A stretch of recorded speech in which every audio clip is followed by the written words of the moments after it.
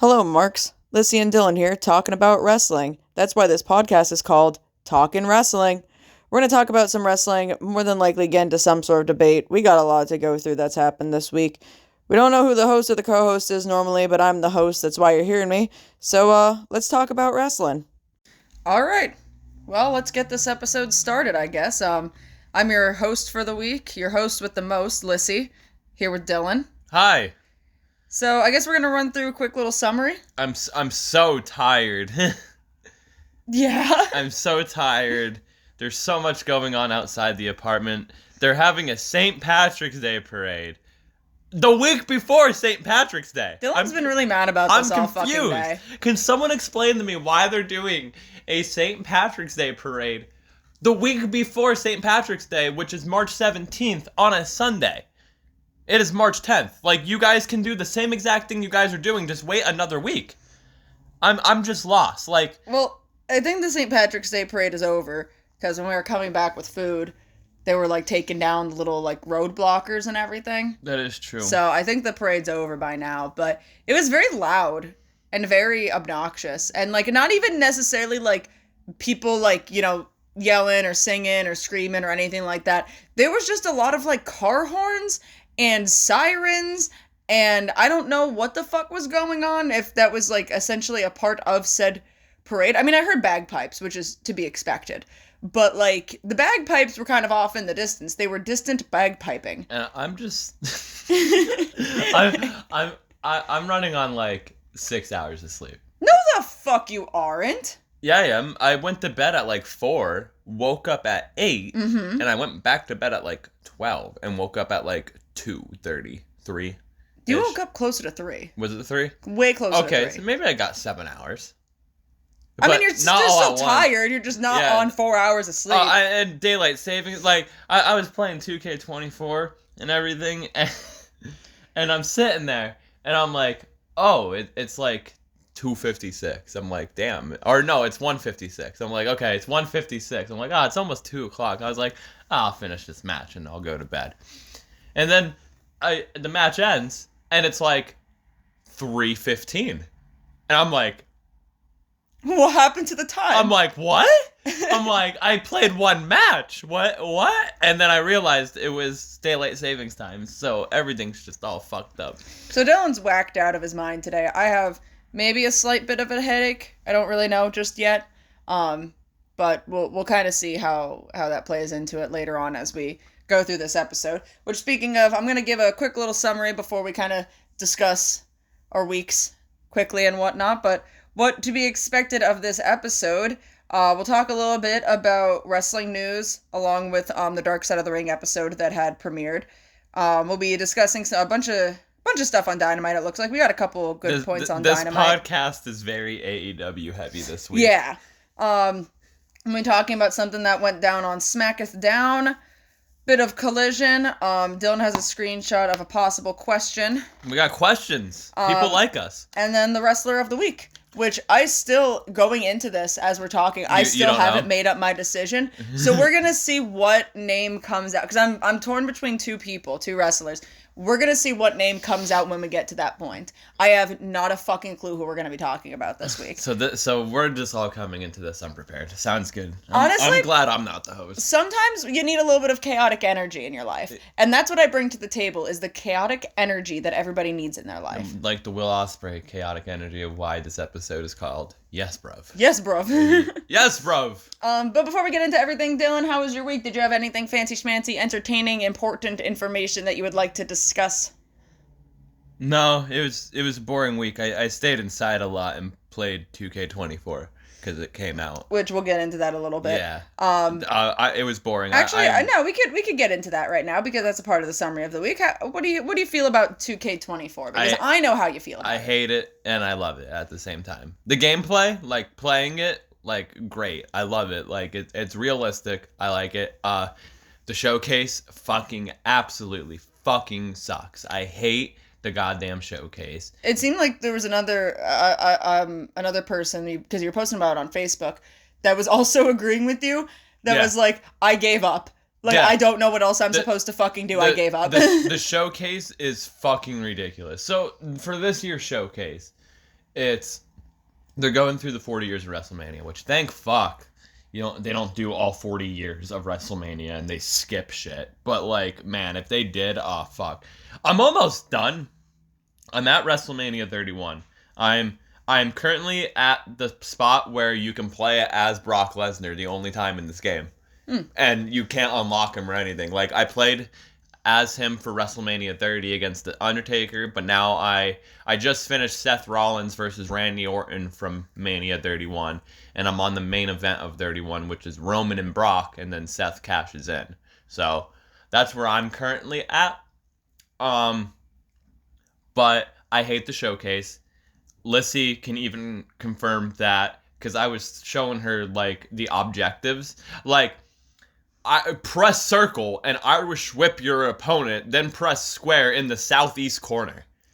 I don't know why they said it. Like, they worded things super fucking weird. And I don't know if it's just because I'm also unfamiliar with wrestling games, but like... and they're trying to fucking... They make you, like, what the match that you're doing. So, example, like, Shawn Michaels versus Razor Ramon at WrestleMania 10. They make you do everything step by step that exact match did. Like, just let me play the game. Let me play the game as Razor Ramon in this predicament because he was the winner. Let me play as Razor Ramon. Let me play as the winner. And just let me have a regular ladder match without doing these stupid objectives. Like, why do we have to recreate the fucking match? I wouldn't be able to recreate the fucking match in person.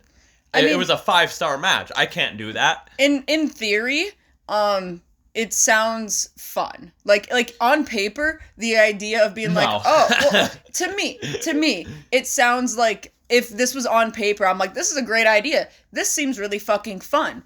But then it's not like, it doesn't seem to be put together like too well or too easily, or again, at the very least, things seem to be worded super odd in these objectives. So maybe if it was just a little bit more like clear-cut, concise. Oh, mind you. But I don't know. Mind you, I'm playing it on easy because that's how you fly through it.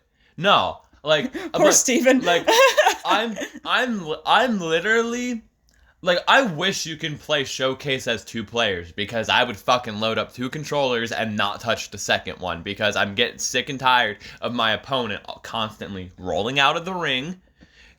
When you have to Irish whip them, they decide to go out of the fucking ring, or they just reverse every fucking thing. I saw Steven comment on your status and was like, I put it on easy and I just fly through it. And you're like, dude, I'm doing it on easy. Yeah. And he's like, oops, never mind. Like, sorry. But besides, we need to actually just get Steven down here. Yeah. Have Steven beat showcase mode for you so you could just fucking have everything unlocked. I mean, I'm almost there. But besides all of that, playing the game is fun. I'm trying to think of what else. I like the cool features that they have. I hate when you first get the game. Like, I haven't had any problems with anything like crashing or anything, knock on wood. We've already had like 2 updates, I think, so fingers crossed. But I hate when like you get the game at first because everyone gets the game at the same time, obviously. So there's nothing on community creations, and then like the first things that get created on community creations always look like fucking shit, or they're not complete. Like, for the love of fuck, if you're gonna make a goddamn good looking Will Ospreay, which a lot of people fucking did, put fucking wrist tape on him. He wears fucking wrist tape, you fucking idiot. Sorry. Don't get that close to the fucking mic if you're gonna be angry. I'm snippy. Do not. I'm snippy, I'm tired, I work with children. Anyway. Also, make Kenny look normal. Oh yeah, bro. How, like, it's been... There was a Kenny with, like, slicked back hair. The game has been out for almost a week. I am surprised there is not a good Kenny Omega on the game. There was only, like, one Matt and Nick so far? Yeah, and they look like garbage. Matt looked kind of FTR looked like garbage. Yeah, I was half asleep this morning, and you were playing it, and you were like, look at this Dax. Tell me what's wrong with this Dax. And I'm half asleep, trying to go back to bed, and I'm, like, looking, and I'm like, nothing looks wrong about him. And then you showed me the cash. I was like, okay, yeah, that cash fucking sucks. What was wrong with that Dax? Because, like, I just saw a bald man with a mustache. His skin tone? Oh, I was not paying attention to that in the slightest. They made him. How can I put this without like Darker than he should be? Yeah. Oh, yeah, God. Yeah. No, not Dex the X. Yeah. When you get the chance, can you hand me my smart water, please?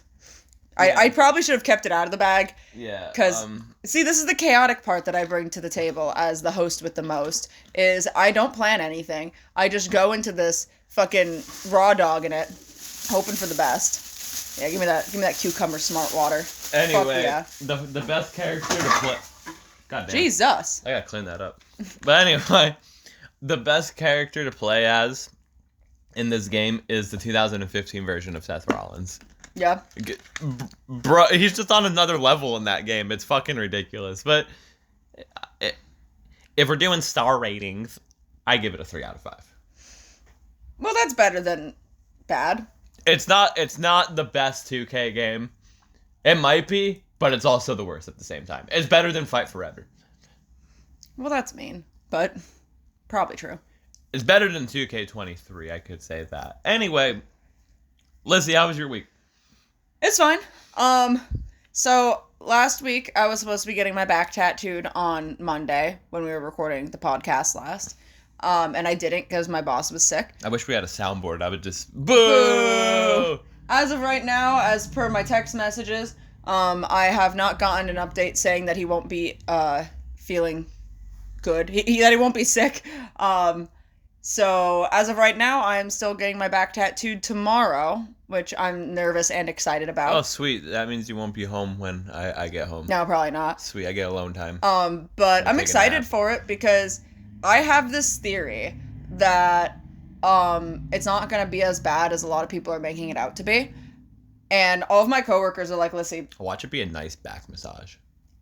So like a lot of people are like, Lissy, your back tattoo is gonna fucking suck. Getting your back tattooed fucking sucks. No one likes getting their back tattooed. I'm interested. And I just have this just inkling that I'm gonna be like, this is perfectly fine. And I don't know if it's because I got my complete sternum tattoo, which for those of you who don't know is like an underbust tattoo. It's like the front of your stomach, kind of on your rib area. Mine goes up to my actual sternum, like the breastplate, like in between the chest as well. I sat for that for 7.5 hours, I think. 7.5 hours. Sat like a fucking rock. It wasn't bad. And honestly, the last like half hour kind of fucking sucked. I won't lie about that. But up until that last half hour, I was just fucking chilling. So, because my biggest concern about this is my ribs, like on my back area. You know what I mean? But if my ribs on my front area weren't too bad, then I think I'll be all right. Now, granted, it's also been a couple years since I've gotten my ribs tattooed, so maybe I'm wrong, and I'm definitely will be the first person to admit that I'm wrong if I am. So next week, I'll let you guys know how my back tattoo went, and maybe post a picture of it, depending on how far we get on it.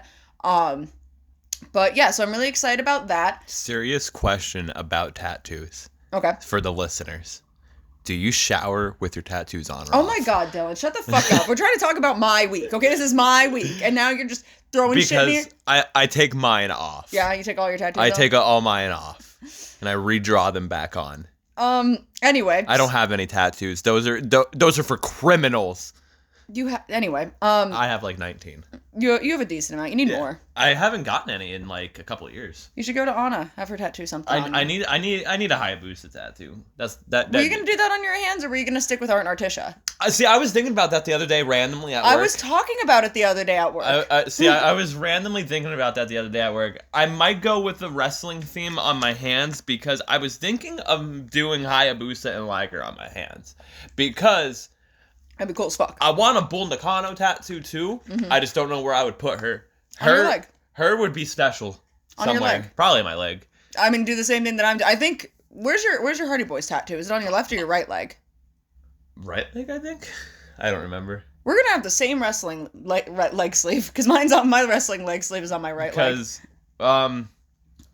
this is how I started thinking about it. I was like, I can do Art and Artisha, but I kind of want like their full bodies. Okay. So I was like, that would have to be moved. I was even thinking like maybe like Art and Artisha can be like on like the back of my shoulder or something. I was gonna say, if you something didn't like have that. your inner bicep already tattooed, both inner biceps, Oh yeah, both. but I you have have the you inner have one. one there. Yeah, and my I have space up here, but Do you have your calves, like the back of your calves, open? I have remember the Misfits one is like on the side of my calf. I don't know how much it wraps. Yeah, That I was what I'm saying. forget. I don't look at my legs on a daily basis. Anyway, But I was thinking about it. Because I was like, I'm gonna put Bull Nakano on my hand, but I was like, I want Hayabusa on my hand, but I was like, I want a Liger tattoo. I was like, it would make more sense to have two masked wrestlers. I think with the masks you'd have. So this might kind of sound stupid, but like, I think with the masks you'd have a better chance of doing it because worst case scenario, I mean, for both masks aren't overly intricate, but if needed to be, could be a little bit more simplified to a tattoo term. Whereas you were to put Bull on your hand, um, with like her face paint and everything. I mean, you might get away with being able to do like a simplified version of her in like a Japanese traditional type of style, which would be cool. But it might be a little bit tough doing a portrait more so on the hand than like a mask that's already more cartoony to begin with, if that makes sense. Like, no disrespect in any way, but like, masks are more supposed to be of like Well, yeah, like not a person's face. I wouldn't mind if the mask looked cartoony compared to realistic. Like I don't Yeah. care if it looks realistic. Yeah, like I don't want like a straight up face portrait. I'd rather them kind of look cartoony. Yeah. Because they're superheroes to me, and Yeah, exactly. especially Liger being an anime character technically. So But anyway, enough about that. Let's continue about my week because I'm not done. we got sidetracked. I'm not done. This podcast is falling apart. I spent money on a shirt that I shouldn't have, which is fine, because Supreme dropped a collection with Toy Machine, and the fucking whole collab is sick as fuck. I really, really like everything that they came out with. Most of the things that they came out with. There's a couple things that were a little gaudy that aren't really like my cup of tea, but they're still cool. Yeah, like gaudy, like obnoxious. Oh, I thought Not like, oh Lord, praise the supreme gods. I thought it was gonna be like suck God's cock or some shit. No, like gaudy as in like obnoxious. Because I'd be like, why didn't you buy that? That would be funny. Dude, if Supreme put out a shirt that said "suck God's cock," I 100% would. But no, there was some stuff that I wasn't a fan of, which is fine. But the shirt that I'm currently wearing now and the shirt that I bought, it's like knuckle tattoos. But obviously, you don't have enough knuckles or fingers for the tattoos, so they're like. I'll put up a picture. They're like longer hands, and it says Toy Machine and Supreme as knuckle tattoos. Explain the shirt. Well, because like I've seen jokes go around of this type of like this picture, right? Of not just the Supreme one, but like people have done it to begin with of just adding extra fingers for extra knuckle tattoos, and it's fucking hilarious. It's absolutely hilarious. So I spent the whopping $54 on this fucking shirt because I really wanted it, and it's funny, and I like it a lot. And honestly, wearing it right now, like, it's pretty thick of a t-shirt. Like, I'm not sure if I'd really say it's a $54 t-shirt, but the quality and, like, the durability that this shirt feels, I know that they sell, like, just, like, those packs of shirts that you can get that, like, you buy a pack and there's, like, 4 just blank t-shirts in it. I'm wondering if those are the same material, because this is really fucking comfortable, and the plain shirts with, like, no print on them are relatively affordable for Supreme. So honestly, I would buy a bunch of just blank shirts and just wear them because they're really fucking comfy. But yeah, so I did that. And I don't know if there was really... Oh no, there's a couple more things. I'm actually staring at it right now. I spent money, although this wasn't real money. I had a Nintendo eShop gift card from my birthday last year that my brother got me. And it was a $35 one. I wasn't sure what I wanted to spend it on for like the longest fucking time. And then the other day, I was like, shit, dude, I really want to fucking play Mega Man again. Like, I have not played Mega Man in so fucking long, and I don't have any games of it left at all. Like, I probably sold them years ago or whatever. So I went on the Nintendo eShop, and they're currently downloading on my Switch right now, and I'm just keeping an eye on them to make sure that they're downloading fine. But I bought the original Mega Man Legacy Collection 1 and 2, and then I bought Mega Man X Legacies Collection 1 and 2. Which were all on an insane fucking sale for like $7.99 for the entire Legacy collections, which is fucking wild because there's multiple fucking games. From what it seems, from what I understand, there are multiple fucking games in these, and they're taking fucking forever to download because they're probably huge.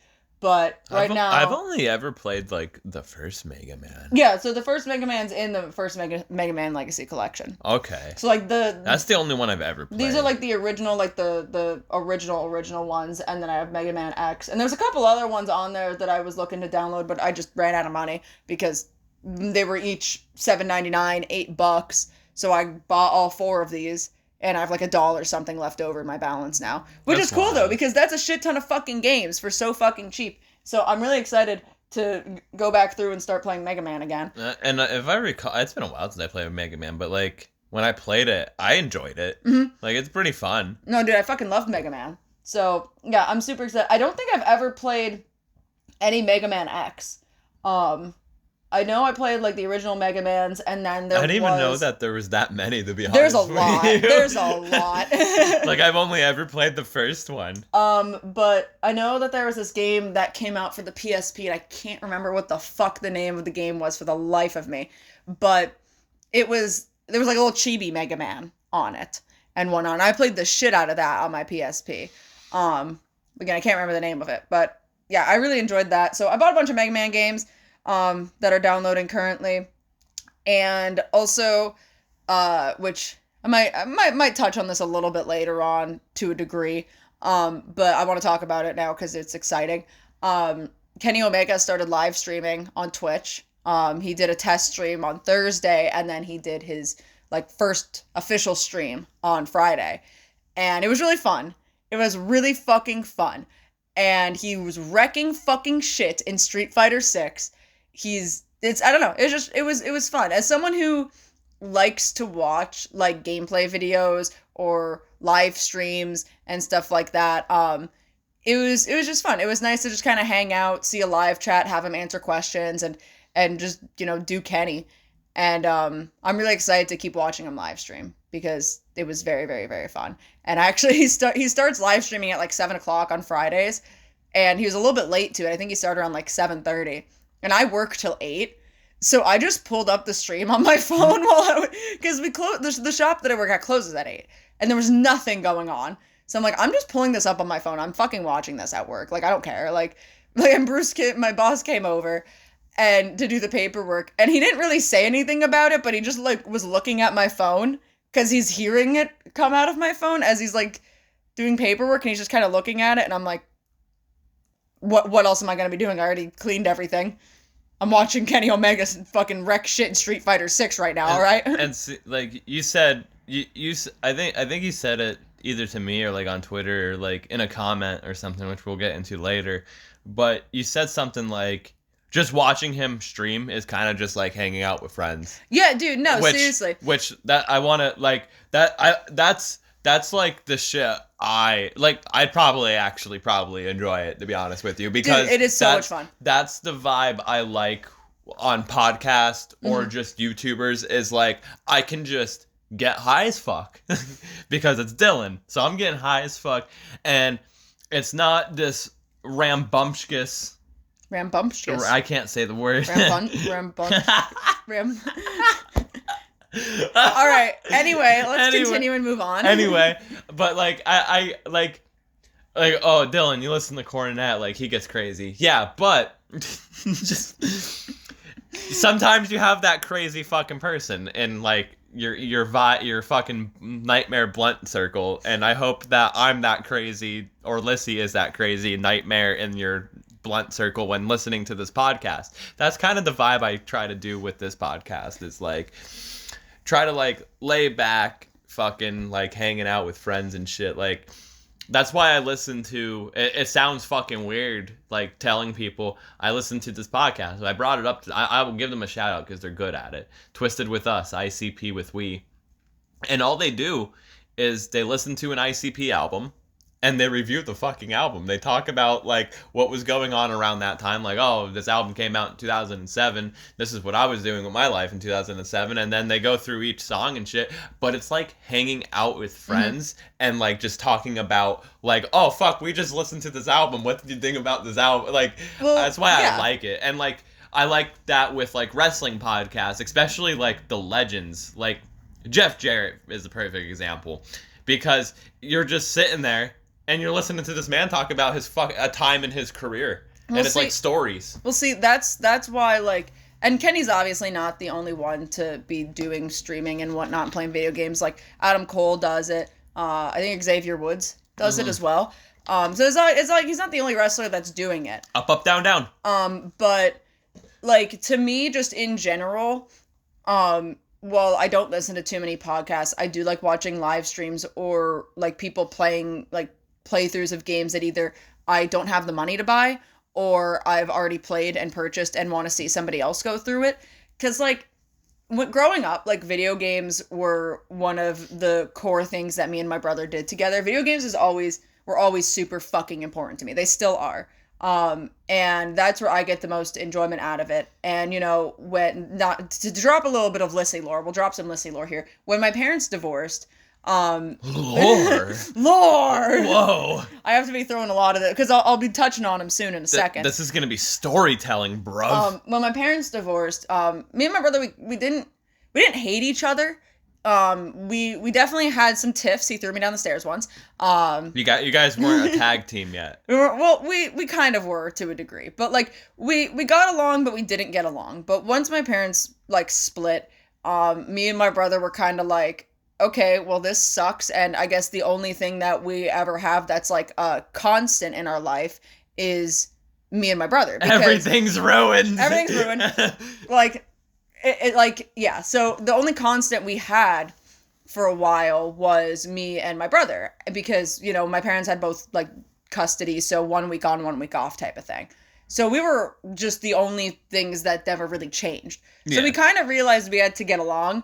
And we're kind of stuck with each other. So we got along by starting to play video games together. Like, I would always go into his room and we'd be playing, like, Grand Theft Auto together. We'd be playing Smash Bros. Together, Pokemon.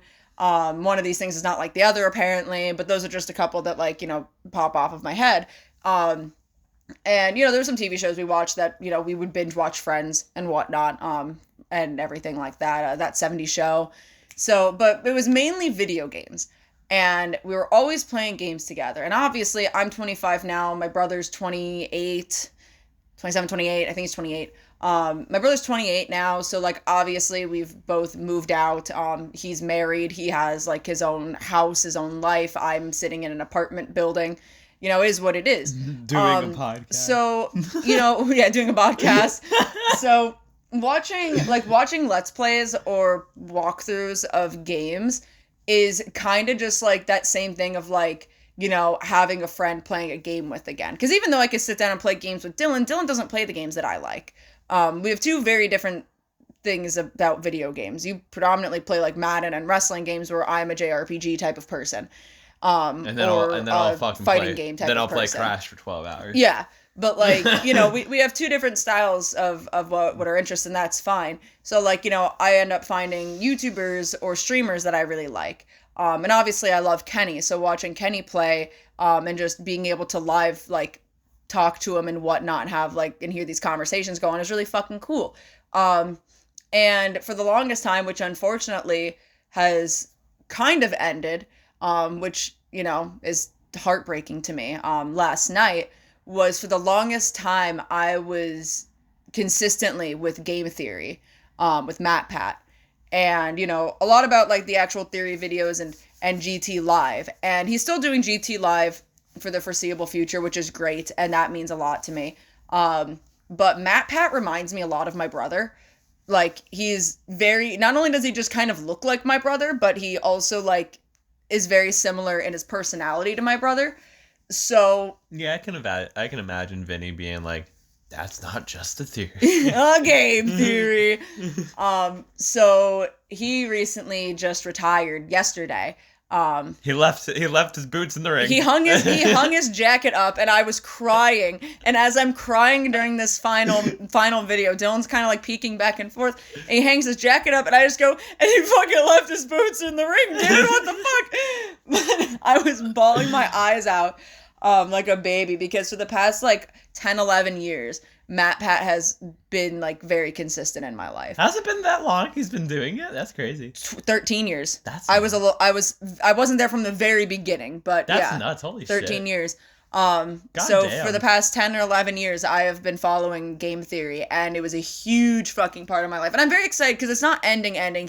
There's new hosts and everything, and all the hosts are fucking awesome. You mean to tell me there was actually a happy ending to a YouTuber ending their channel? Yep. That wasn't like on his own volition. It was on his own volition. No one he didn't pull a Shane Dawson. Nope, it was on his own volition. Fucking crazy, bro. He chose to retire because, you know, it was a lot, and he has a kid now and everything. Well, yeah. You know what? Matt Pat's almost 40.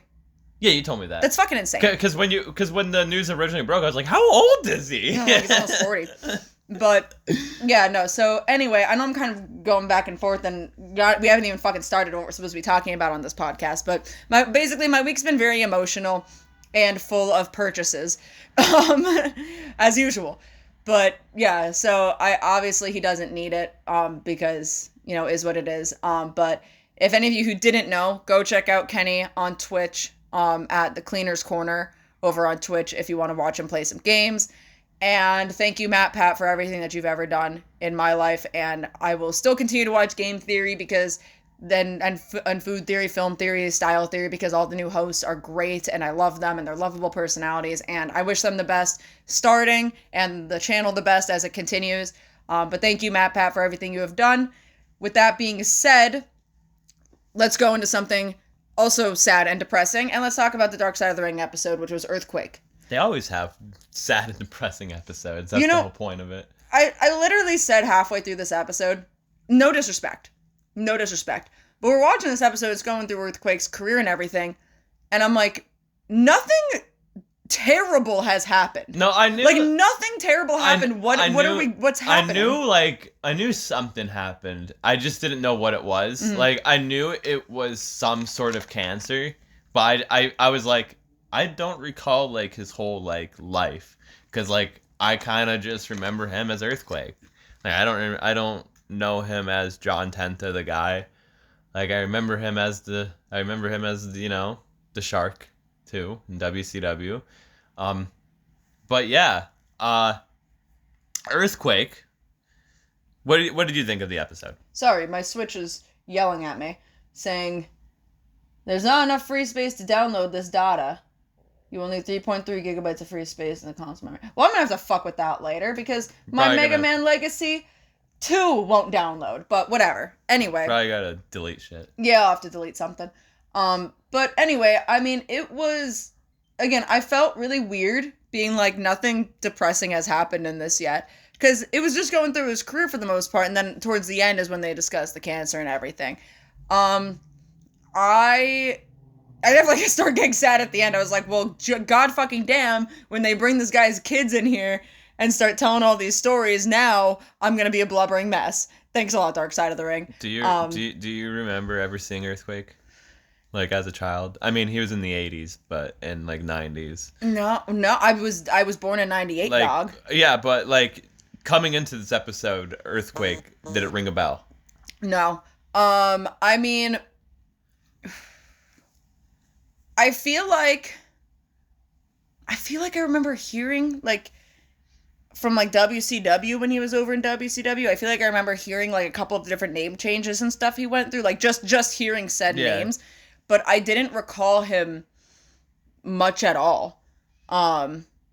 So really going into this was completely blind for me of, like, someone that I just wasn't familiar with. Like, every time our friend at the time, Jacob Yeager, did the Earthquake, like, comeback. Okay. And every time we always popped and said Earthquake, did you know what we were talking about? I had not a fucking clue. You had no idea? I just thought you were saying big guy doing big moves. No, that was... Like, I thought that's what it was. And you saw it. You saw the footage. Yeah. He did the whole comeback. Yeah. Jacob Yeager took the whole Earthquake comeback. It was fucking wild, and it popped us all the time. Yeah, no, I was very unaware of him. So what about his partner? That was Tugboat, but was the Shockmaster. Of course I know about the Shockmaster. I mean, yeah, sure. I mean, sure. I don't know. What do you think of the Shockmaster? Have you ever seen, like, the video of him debuting? Of course, like, I've seen the video of him debuting. You've seen the segment verbatim? Yes, I've seen the segment verbatim. Oh my god. one of the highlights of Sting's career. Yeah. But bro, they should have had him appear one more time. What if like Sting came down from the rafters with a Shockmaster helmet on? No, they could have did like a segment where like Sting and Darby are like in their locker room and the Young Bucks throw the Shockmaster through the wall. Shit would be fucking funny. Of course, Tony, you fucked up. Tony fucked up. Of course, I've seen the Shockmaster video. I think almost everybody has seen it aside from he fell on his arse. Yeah, except for Haku. He was fucking dying, bro. He fucking lost his shit over that. I think that the idea of the Shockmaster could have been great. Obviously, if it was executed properly.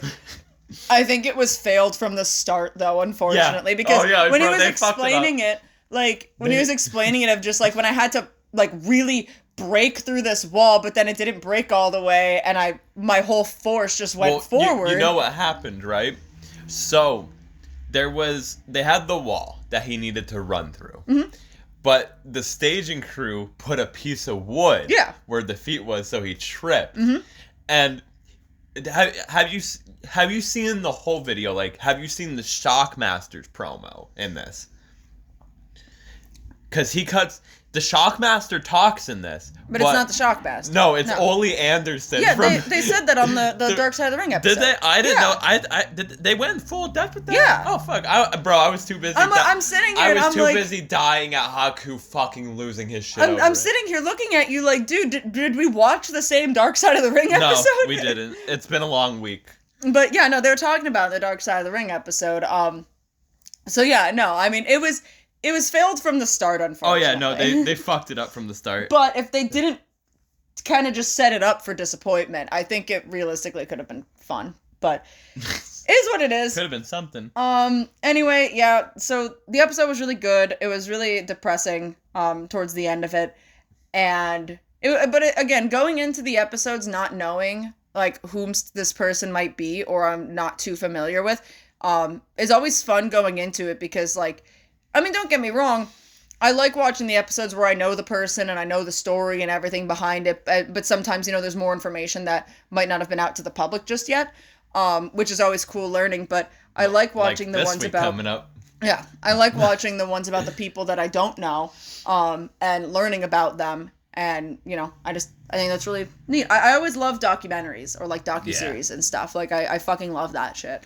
So this week's episode is Buff Bagwell, and for people wondering too, if we're gonna talk about A&E, the WWE A&E documentaries and the Rival documentaries, we will. We just gotta watch them. We're behind on it. I tried watching the Sergeant Slaughter one this morning, but I fell asleep during it because I was tired. So we will. Maybe next week we'll probably dedicate a whole section to the episode where we just run them down. But anyway, moving on. So starting into like the wrestling news, let's talk about something that I'm not overly surprised about, but here we are. Sammy Guevara got suspended. Isn't this like his third time? Yeah. Like 3 strikes, you're out. Yeah, you should be gone. Like he should be gone. So for a little bit of context for people who don't know why, Sammy Guevara got suspended because when he knocked Jeff Hardy out during his match with him on Rampage.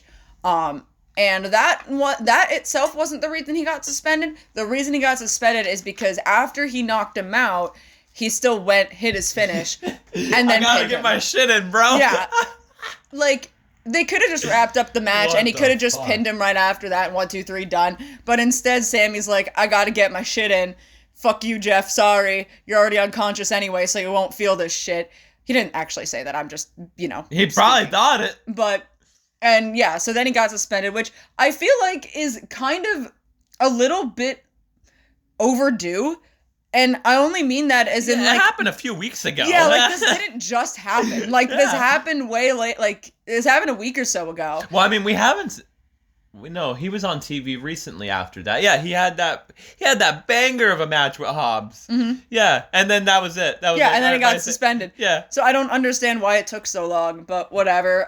Because Bryan Danielson and the 2 fucking lawyers had to talk about it. Yeah, we don't know why it took that long or how long he's going to be gone for, but I don't know.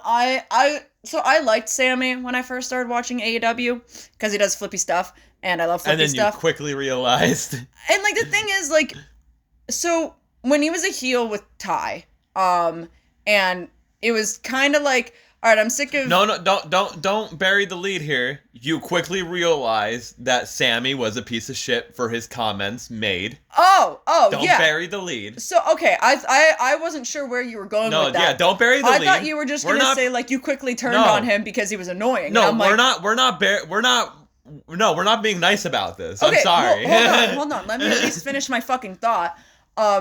So yeah, I when he was like turning as a heel with Ty and whatnot, and it was just kind of like, okay, I'm kind of overseeing you and whatnot, and you know, then it's just kind of like, okay, no, Sammy's actually just like actually legitimately annoying and just kind of a piece of fucking shit. For not only the comments he has made. That ended up getting him into a like therapy session. That was his first suspension. That was the first suspension. And then his second one was the Andrade fight. But then yeah, like still the shit with Andrade and whatnot. Then he got a fight with Eddie Kingston. Yeah, and then Jeff Hardy. Yeah, that's 4 suspensions. Mm-hmm. How are you not fired? He didn't threaten Tony Khan's life yet. Or do what Kevin Kelly did. Which is what we're going to get into next, because Kevin Kelly got fired from AEW. You have screenshots for this. I'm going to give a little bit of a backstory. So, yeah, a lot of people aren't talking about, I mean, they kind of were. I think my screenshot is just what they said. Okay, so let me explain this then. So, basically, the night before Revolution, I think it was. The night before Revolution, Kevin Kelly's popping off on fucking Twitter. I went like down like a whole like rabbit hole. Reddit fucking what's the other rabbit hole? Yeah. Yes, I said that. I just said that. Discord. Oh, in Discord, yes. Yeah. So basically, Kevin Kelly went on Twitter during Collision or before Collision, before Revolution, and was responding to random people on Twitter, like talking about his commentary and stuff. And he was making comments saying that Ian Riccaboni, like, well, I can't remember what the fucking word he said was, but basically was talking. He was pretty much trying to sabotage him. Yeah, was trying to sabotage him and saying like all of these things about him, and that it was essentially slander or whatever. And people were coming back at him and being like, yo, dude, it's not slander if it's true. And I'm like, what is happening? So bad. I'm like, what is going, because I have had no idea about anything that like had possibly been going on with Kevin Kelly. Oh my god, and they roasted. So I'm like, what the fuck are we talking about? So Dylan went and like did some deep diving, and apparently, I think this was last year. It was it was recent. Last year there was sometime last year, probably in like August or whatever, I don't remember, but basically they were saying like there was a Discord where it was Ian Riccaboni. Ian Riccaboni was in this Discord answering questions and was essentially saying that he had issue with Kevin Kelly because he was promoting like QAnon films. That's wild, bro. And like promoting QAnon people and all of this other fucking crazy ass shit, which was I guess proven to be true by the reaction of people saying it's not slander if it's fucking true. And or they were just referring to him being bad on commentary, because a lot of people really hated him. That's also, I never minded him. I was indifferent. I don't really care. Like, he never really, like, bothered me, but that, maybe I'm just used because I watch Attitude Era stuff, and I watched a lot of New Japan, and he was the voice there, too. That's possible. So, maybe I was just kind of just used to it. This was a complete shock to me. So, finding out all that stuff was just like, okay, well, that sucks. And then he was fired. So I'm sure you have the screenshot here. So I'm not sure if he was necessarily fired for the Twitter shit that was going on or what. It says, according to the PW Torch, Kevin Kelly has been fired by AEW. The reason given due to his comments on Twitter over the weekend where he claimed that Ian Riccaboni tried to sabotage his AEW career. It's also added that his on-air performance was deemed below par with an AEW, which is why Tony Schiavone was put in as the lead play-by-play for Collision. Well, I mean, in fairness, Tony Schiavone should have been the lead play-by-play on Collision to begin with. Honestly, yeah. Because Tony Schiavone's fucking great.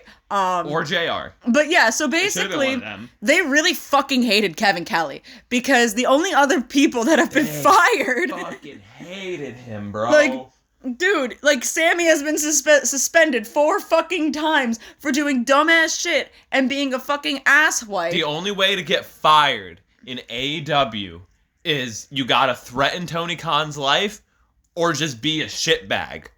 You have to be really bad at your job. Like, you gotta be horrible at your job. And that's saying something for AEW, who does indie Bush League stuff. You gotta be bad at your job. Anyway. There's some bad wrestlers on there.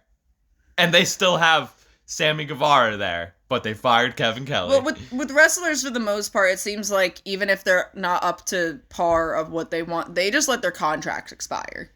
They don't, like, fire people outright. It seems like they just kind of keep them in catering, let their contracts expire, and then that's that. Which, if I'm just being kept in catering, I'm going to Tony and being like, fucking release me, dude.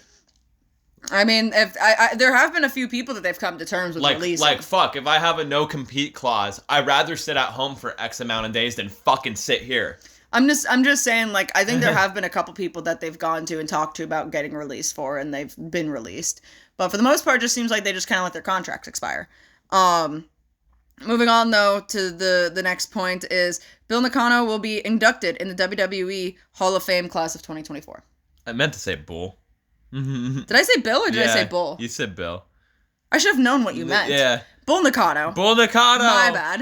Will be inducted into the WWE Hall of Fame class of 2024. Yes. My girl. Yeah. That was a complete shock to me. Wasn't she not in WWE for very long? She wasn't. So that's weird. And she was only in WCW for a little bit too, but... So that's, like, odd, but okay. I've read stuff that...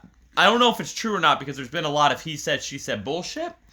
The Rock has a lot of say with the Hall of Fame.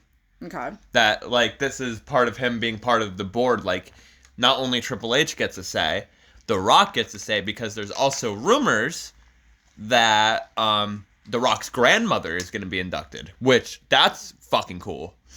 Because she pretty much owned the wrestling promotion. Well, I thought the whole class was already announced. No. Oh. We got Paul Heyman, Bull Nakano, and we got the U.S. Express. That was just recently announced. Okay, I thought that was the entire class. There's more coming. Like, there's rumors. Like, there's rumors that Bray might get inducted. Like, I've heard that Bray might be. There's rumors of Bray. There was rumors of the Midnight Express, but I guess the other Express made it in. I didn't hear anything about Bull Nakano. That was just a complete fucking shock to me. I was like, holy shit. Well, I mean, good for her. Yeah. You know what I mean? She's the first Joshi to get inducted. Which is really fucking cool. Which, honestly, who better? She's the one that deserves it. Maybe there's a couple that would deserve it, but I'm saying, like, and like a historical If standpoint. we're going on a historical Mount Everest goddamn standpoint, it's her. Yeah. No, hands down. It's her. It will always be her. I love her. I want to meet her. She seems like a very nice lady. I just want to hug her and be like, I love you. And that's all I want to say. Because she probably won't understand a word I fucking say. I'm sure she probably understands some English. That's what I'm wondering. Is probably Alundra Blaze is going to induct her. If anyone's going to induct her, it's going to be Alundra Blaze. I have a feeling. But is she going to be there in person? Or will she not? Will she have a long speech? I don't know how good she is with her English. Like, she'll probably, because it sucks, but, like, the Great Muta, not good at English. Yeah. And his speech was 2 seconds. He came out and was just like, thank you, and then spit the mist. Yeah. So, I mean, we'll see. And, like, Juice and John Liger was the same thing. He wasn't there. That was, like, during COVID or whatever or something. But he was like, thank you, WWE Universe. That was pretty much it. Remember when he showed up in AEW for 5 seconds? That was weird. He was in NXT once, too. Just randomly. He wrestled Tyler Breeze. Like, the fuck? They had Jushin Thunder Liger appear just for fucking Ricky Starks to rip the trophy out of his hand. Like, and then he was like, what happened to the trophy? I thought we were going to get something with Pumpkin Liger. I was Yeah, excited. he just handed him a trophy, and they just said, "There's like, what the fuck, man?" I was excited. But yeah, congrats to Bull Nakano for being inducted, and I'm excited to see who else is going to be, getting announced and whatnot. On to Dynamite. And let me tell you about how fucking happy, excited, thrilled, throwing up, pissing my pants I fucking am that the tunnels are back. I like the tunnels, but I hate LEDs. I like the setup more now. Yeah. Let me finish my thought. You fucking idiot. Yeah. Shut up. Anyway, so I like the setup now more than it was prior. Yes. I don't like that there's just this like wrapped LED screen still. I fucking hate it. But I think with just kind of like the one LED screen, and I think maybe there's like that small one that covers the the Okada Vader, that it looks way better. Way fucking better than all those fucking LED screens up at the top. You know what they should have done? They should have never changed to begin with. They should have kept the 2021 look. They should have. I agree. Best look. I agree. I don't like that there's still the LEDs all over the place and whatnot, like on the fucking barricades and the ring and shit. Like I don't care how cheap it looks. I like that. If WWE is gonna go for the polished up look and you're gonna be the alternative, go for the dingy, down, dirty look. I think that the LED screens look cheaper. I hate the LED like screens. From an artistic standpoint, like it's not creative and it just looks cheap and boring and bland. I hate the LED screens. I hate them around ringside. I hate them on the ring. It's stupid. I hate it. Fucking give me a goddamn curtain. That's all I need. I do like that the tunnels are back and they have a little bit of a different look to them, but they're still the tunnels. Like they look fucking dope as shit, and the elevator's back and whatnot. So that's fun. It does give back that type of feeling again, and a lot of people jumping on it saying that it's the AEW 2.0, like the NXT 2.0, but not to try and be like this defensive person. But I'm going to, like, it's throwing back to the original AEW with the color splatters. Yeah. Because that was their first fucking thing, was with the splatters, the rainbows, and everything. That was their look. So even though it's not as splattery with the rainbow look and whatnot, it is going back to, like, the OG AEW. People find anything to argue about. Oh, trust me, I fucking know. We'll get into that a little bit fucking later. Anyway, moving on, the stage looks great, that's everything, and I'm glad that we're making it happen, but what I'm not glad that we're trying to continue to make happen is Chris Jericho. Can we stop making Chris Jericho happen? It's not going to happen. Nobody wants Chris Jericho on their fucking TVs in 2024. Go away, leave, we don't need you. You suck, you're horrible, your band sucks, your band's horrible. You can't wrestle anymore. I hate it. Go away. It hurts my heart to, like, agree, because I don't want to, like, be, like, mad at Chris Jericho. But, like, just from the child standpoint in me. I'm mad. I'm just frustrated. But, like, I'm just frustrated. After the whole fucking shit coming out about him backstage, luring young female wrestlers into his room to try. Now we don't know if that's true or not. Allegedly, trying to assault them and whatnot, and gotta be careful. Also, allegedly, and also just him like seemingly constantly pushing himself into literally anything that he fucking can, like for 6 months, the fucking Meat Madness match. And then now just getting involved with Hook. Like, please leave Hook alone. Like, Hook doesn't need help. Hook is fine. Why are we doing this? Hook doesn't need a rub from Chris Jericho. No. Like, his dad is Taz. Yeah. He's fine. It's Taz, bruh. Like, he's fine. So we don't need that at all in the fucking slightest. And really, I do think it's time for Chris Jericho to hang it up. But you know what we do need more of? What? The next thing, because it's fucking funny. And I'm so glad that you have become a dick-sucking ball fondler of our EVPs. It's just fucking funny at this point. So, I never said I love it. I do like it. Not you do. No, it's great. To be honest, love it. No, to be honest, it's actually fucking great. It's funny. The Young Bucks, my EVPs, my favorite boys on the goddamn fucking planet, are quite literally just becoming Tony Khan. They're playing Tony Khan, and it's a fun. Like to be honest with you, I would have loved for Tony Khan to be an on-screen character, because I just want to see Tony Khan take one bump, and I'm not talking about, I'm talking about a wrestling bump, but allegedly. But the cocaine jokes are so old now. I'm so over them. Like, it's just let the man have ADHD in peace. Okay, not all of us are fucking on drugs. Okay.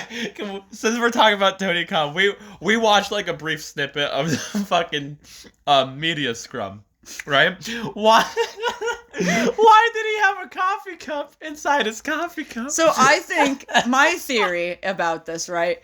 Because I was like, what the fuck is he doing? He had 2 coffee cups, literally stacked into each other. My theory is he had a hot coffee, and they didn't have or ran out of those little, like, those little fucking cardboard things. Yeah, little cardboard things that you put around a cup that make it so you don't burn your hands. So I think he just probably double stacked these coffee cups just so he didn't burn his hands. But it did look fucking wacky.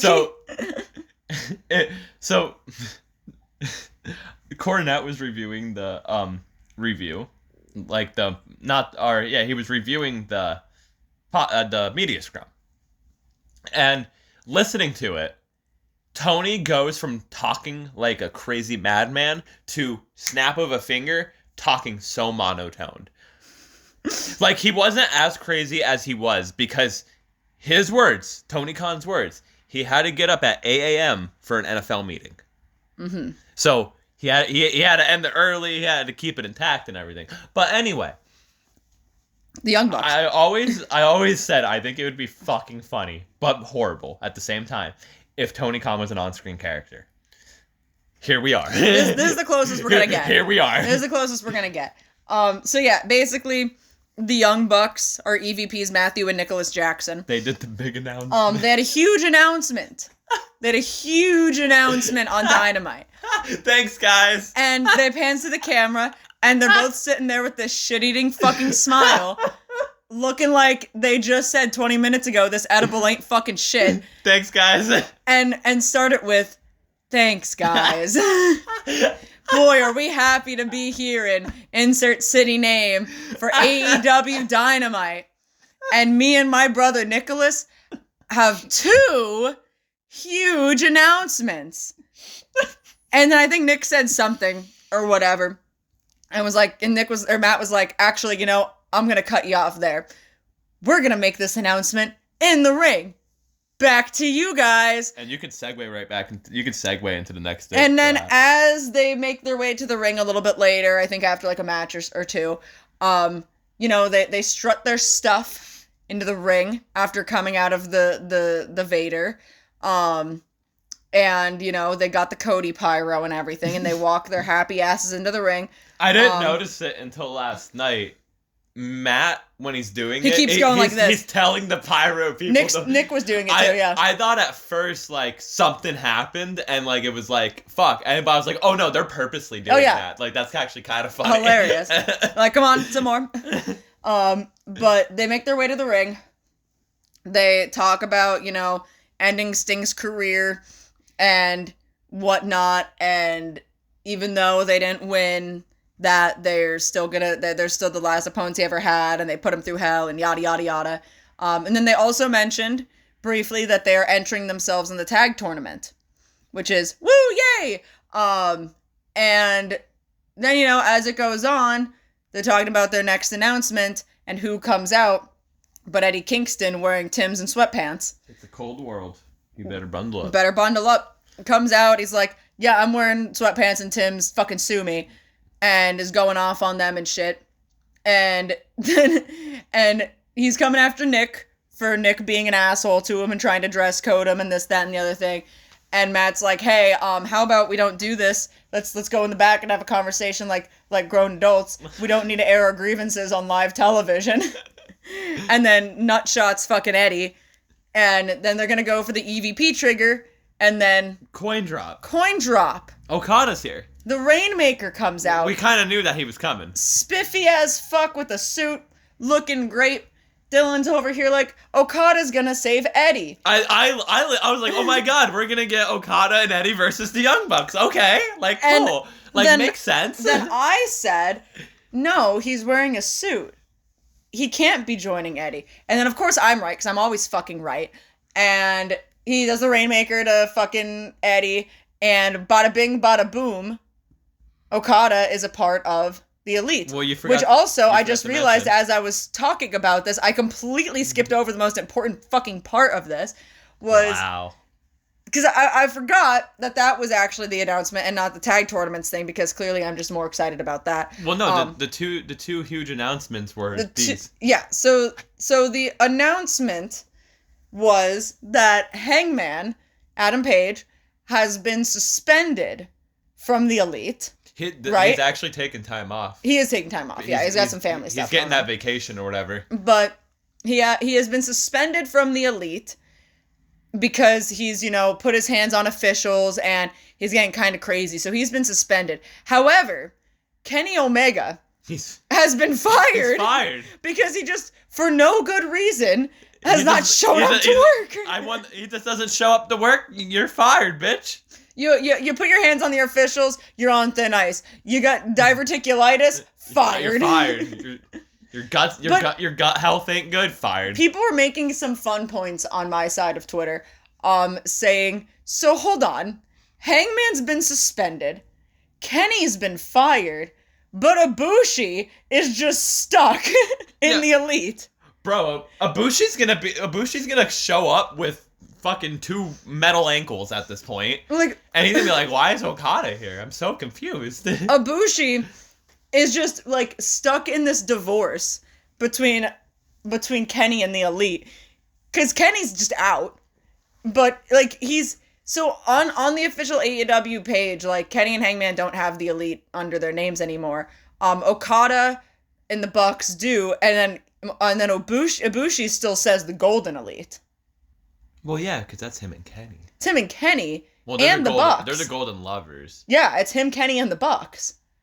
So it still just says the Golden Elite. Is it him, Hangman, and him? Is it him, Kenny, and Hangman? I don't think so. Too? I don't think they're the Golden Elite. The Golden Horses. The Golden Horses. Not really, but that's what I'm going to say it is. So yeah, so Ibushi's stuck in the divorce. The Elite's messy. There's a lot going on right now, and it's fucking gold. They're using Okada. They might be. Or Okada's using them. We'll get into that a little bit later, but they might be. There's actually a good theory that can go into that. Well, no, you can blend it in if you want to Collision. Well, we have this in for Collision, right? Oh no, we don't. So the Bucks. Well, that's why I said you can blend it in. So the Bucks and Okada made their debut on Collision, which is the Young Bucks' first ever debut on Collision, aside from their little run in that one time. Like their actual match. Well, So anyway, this is their first match on Collision, and basically, I hope he gets 5 stars. What had happened was Nick started the match off. He's scoping out his opponent, going around the ring and whatnot, and the crowd starts going, Okada.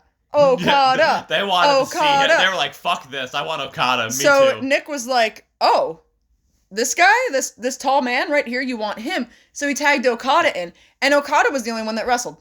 He beat the fuck out. He beat the fuck out of all 3 jobbers, and bada bing, bada boom, 1, 2, 3. That was it. They should just book a 3-on-1 handicap match for Okada. So Okada is the Bucks heavy. Yeah.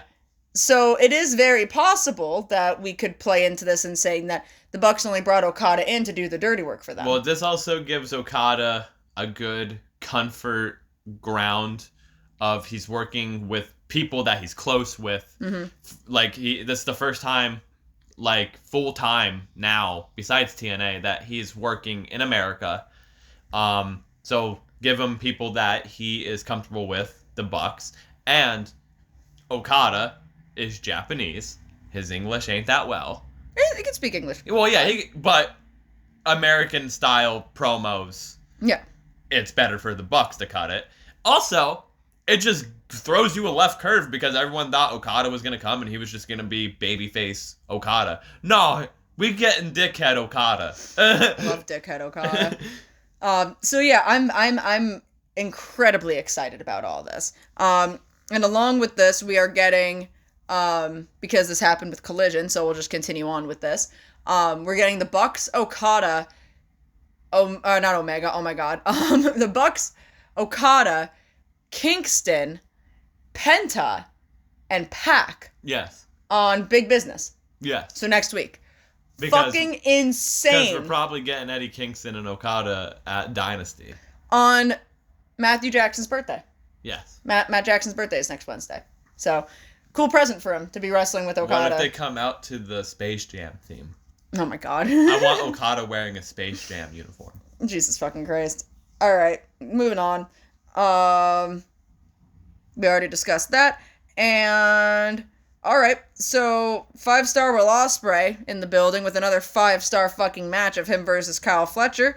And then we're also getting Ospreay and Bryan Danielson at Dynasty. Yes, bruv.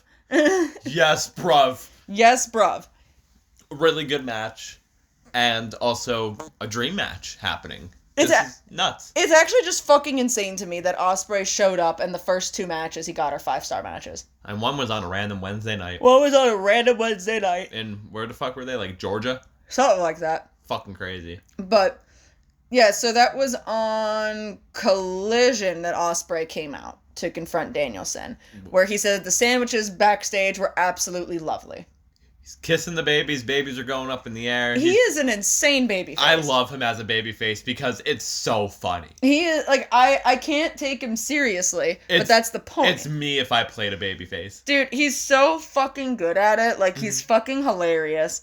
I wasn't good at it. I just didn't take myself seriously. Also just have a theory that, like, you know, Danielson was on Twitter or the internet for this one day a month. Yeah. And he was scrolling through, seeing everyone saying that Danielson needs to stop being so selfless and it's his time to be selfish and yada, yada, yada. And as he's doing this, he's sitting there, he's like, yeah, you know, maybe I should be. And then Tony Khan walks into his room and he's like, hey, Danielson, just wanted to let you know, we signed Ospreay. And fucking Danielson just grabs Tony Khan by the collar of his shirt and goes, I want Ospreay. Give me fucking Ospreay. He's like, Tony, let me see that graph of paper you have. Like, all these plans that you have for me? No, throw them fuck out. them. I ain't wrestling Daniel Garcia. No. I want Ospreay. But yeah, that's going to be a fucking killer match. That's going to be another 5-star match. Hands down. Hands down, gonna be another fucking 5-star match. I don't know if Ospreay's got any. I would assume Ospreay's got some other stuff going on up until Dynasty. But segue in the Collision after this, and we'll go to SmackDown just to we'll go back. Yeah, just so we're not going from WWE. You know what I mean? Yeah. But yeah, I'm excited for Dynasty now, which is next month. I'm excited to see what else is gonna be on the card. But that's gonna be match of the night. Hands down, that's already match of the night. I've seen enough. Yeah, honestly, that should just main event. Yeah. Honestly, like, sorry. I know the world title just didn't main event the last show, but, you know. Too bad, we don't need a belt. You know what? Yeah. If you're doing all these fucking pay-per-views, you don't need to have a world title every fucking pay-per-view. Fuck that. Well, no, we can have a world title match, just doesn't need to be the main event. Like, bro, I'm sorry, like, oh, this might give me heat. See, Joe is great as champion. But still, looking at Samoa Joe versus whoever compared to Bryan Danielson and Will Ospreay, also Okada versus Eddie Kingston, that world title match keeps getting bumped up the card. I have that open the show. Because the Continental Crown should co-main event. Yeah. If it's Kingston and Okada, because that... I'm going to get a lot of hate because I know how a lot of people feel about Okada and Eddie Kingston. I like them both. I love them both. People don't like Eddie Kingston's Japanese-style wrestling. I'm ready to see it. Oh, yeah. I'm ready to see it against Okada. I never knew I needed this match. Until right now. Because Eddie has proved himself. I mean, I've always been a fan of Eddie Kingston from his days in fucking Shikara. I love Eddie Kingston. So... maybe it's just me loving Eddie Kingston because goddamn, they need to put the fucking world title on him just for a like you have your Mick Foley. Yeah. Like one week. Do it.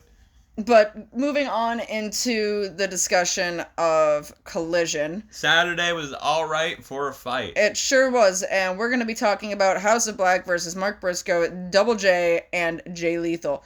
Great match, and holy fuck, a flaming table spot ended the match. Yeah! Mark Briscoe got set on fire. The flaming table ended the match. They need an Inferno match. I'm sorry. They need an Inferno match. They went ridiculous with this match. I loved it. Yeah. It was ridiculous. But after everything they done, the flaming table ended it. You would think that should have happened like in any other match. That would have not been the finish. I mean, it was a good match. I enjoyed it. It's obviously not over between House of Black and Mark Briscoe. Jeff Jarrett wearing camo. Jeff Jarrett wearing camo was something I didn't know I needed. Like, that's gonna be me when I'm, like, Jeff Jarrett's age. Yeah. That's me. That's a glimmer into my future right there. Bree-woo, bree-woo. But yeah, this clearly isn't done, this storyline with House of Black and Mark Briscoe. And I think it's gonna end with Malachi versus Mark Briscoe in a singles match. I just want there to be a lot of fire. That's really it. There's this theme of fire, and yeah, clearly something's happening. There's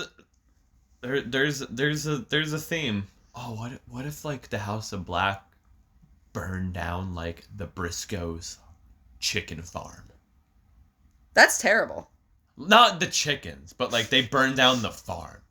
Like something like that. That would be fucking dope. Like storytelling. I could see them doing something like that. They have like Mark Briscoe is like having a match or some shit, and like they pop up on screen, and like Papa Buck's there, bloodied. And, like, they're at the chicken farm in Sandy Fork. Did you just say Papa Buck? Papa Briscoe. Too many fucking dads. What is Papa Buck doing there? Why is he there? Maybe he's hanging out. The House of Black are just like, I'm gonna burn down this chicken farm, and in the corner, there's also Papa Buck just bloodied. And they're like, what are you doing here? It's like, shit, wrong segment, sorry. I think it would be cool storytelling. I think it'd be good. Like, you burn down the fucking the Briscoe's chicken farm, bro. I feel like I don't really have too much to say about this match, because, again, it was a really good match. I mean, I like when a street fight's a street fight, you know what I mean? There's really no complaints about it. You can get away with fucking murder. So, again, I really don't have too much to say, aside from the fact that the flaming table spot was fun, and also Karen Jarrett got sprayed with the mist, so I'm wondering if she's going to turn to a spooky bitch now. Karen Jarrett was a babyface. She was. So was Jeff Jarrett. What? Like they came out of the babyface. They were baby faces, bro. That's the funniest shit. You can't be a heel if you're with Mark Briscoe. No, you can't. Not how that works. Bro, imagine if they ever turned Mark Briscoe heel. They have it. That's the thing. Tony Khan like had like a big missed opportunity. Mark Briscoe should have won the Ring of Honor title. Mm-hmm. Like should have. I hate to like use this terminology, but you should have capitalized on the tragedy from Jay Briscoe. Nah, I wouldn't have done that. I mean, I get it, but like this guy that everyone loves, and that's a great wrestler, that's been a tag team wrestler. Man, come on. I know. Give him the bone. I'm wondering, because I remember when the Continental Classics went on, and Mark Briscoe was losing. And I get that whole story of, like, that was him because he was a tag team wrestler the whole time. And I'm wondering if that's going to be, like, if that was maybe kind of more so of his call, of being like, I don't want to win it because of the unfortunate passing of my brother. Yeah. Like, I'm now a singles wrestler, and I have to learn how to be a singles wrestler, and I think I should be showcasing that I'm learning how to be a singles guy, and then get the opportunity. Which I think he should have won it as well. I agree. I think he deserves it. But if that is his own prerogative with it, then I think that's fair. You know what I mean? Like, it worked for the Von Erichs. Yeah, so I mean, all capitalizing on their untimely deaths. It's 2024, man. It works in wrestling. I'm just saying if that's what he wanted to do, which we don't know, but if that is what he wanted to do, then I could see that and I can respect that. I just want Mark Briscoe as a champion. That's fair. I don't disagree. I do want him as a champion as well, but if he feels like he needs to do a certain thing before he gets to that point, then that's his motive. All right. He's done it all. Put him up. All right. Well, strap him up, boys. Anyway, let's get into the meat and potatoes. the one and only good thing on SmackDown that wasn't even good because I fell asleep during and then watched the next day and was like... There's a lot that we're going to go into with this.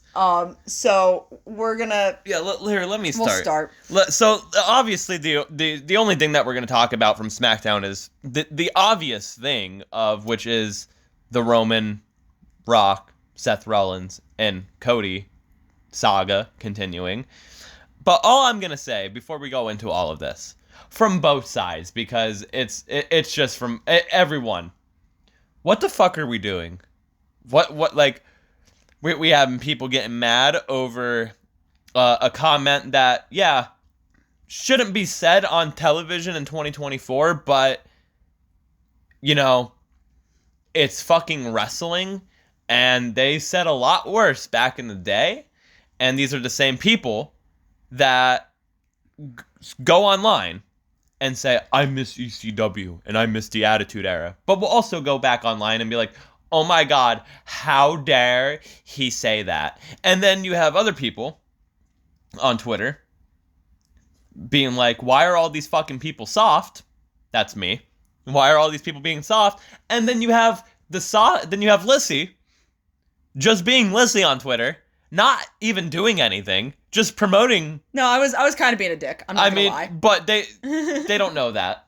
But you have Lyssie just being like, watch Kenny stream if you don't find this entertaining, pretty much. And then you have people getting mad because Lyssie is talking about Kenny Omega by quote tweeting a WWE tweet. Now, who are the soft ones now? Well, you're getting mad. Okay. Let me go into this. Lyssie, you can take... I'm going to sit back and relax now. Because I think the points that you make about this I don't agree with. I do and I don't. So let me get into this. So I understand why people are upset about the comment. Mainly kind of going back into history with using the word cross-dresser. Now, first of all, let's just kind of take some history into this. That cross-dressing was illegal for a very, very, very long time. You know, some anti-LGBTQA plus bullshit, basically. And, you know, then obviously it was no longer illegal and everything like that. There were some fucked up rules back in the day. Along with that, you know, cross-dresser and cross-dressing, which as we know today, is not the same thing as transgender and trans people. However, using the word cross-dresser or cross-dressing in a negative light and a derogatory term was used against trans people in obviously a derogatory, hateful speech fashion for a very, very, very, very, very long time. And still is used to this day, not as commonly. It is a little bit more of like an outdated term. But the reason a lot of people are upset about this term being used is because recently with the... Dylan, stop it. You had a fuzzy on here.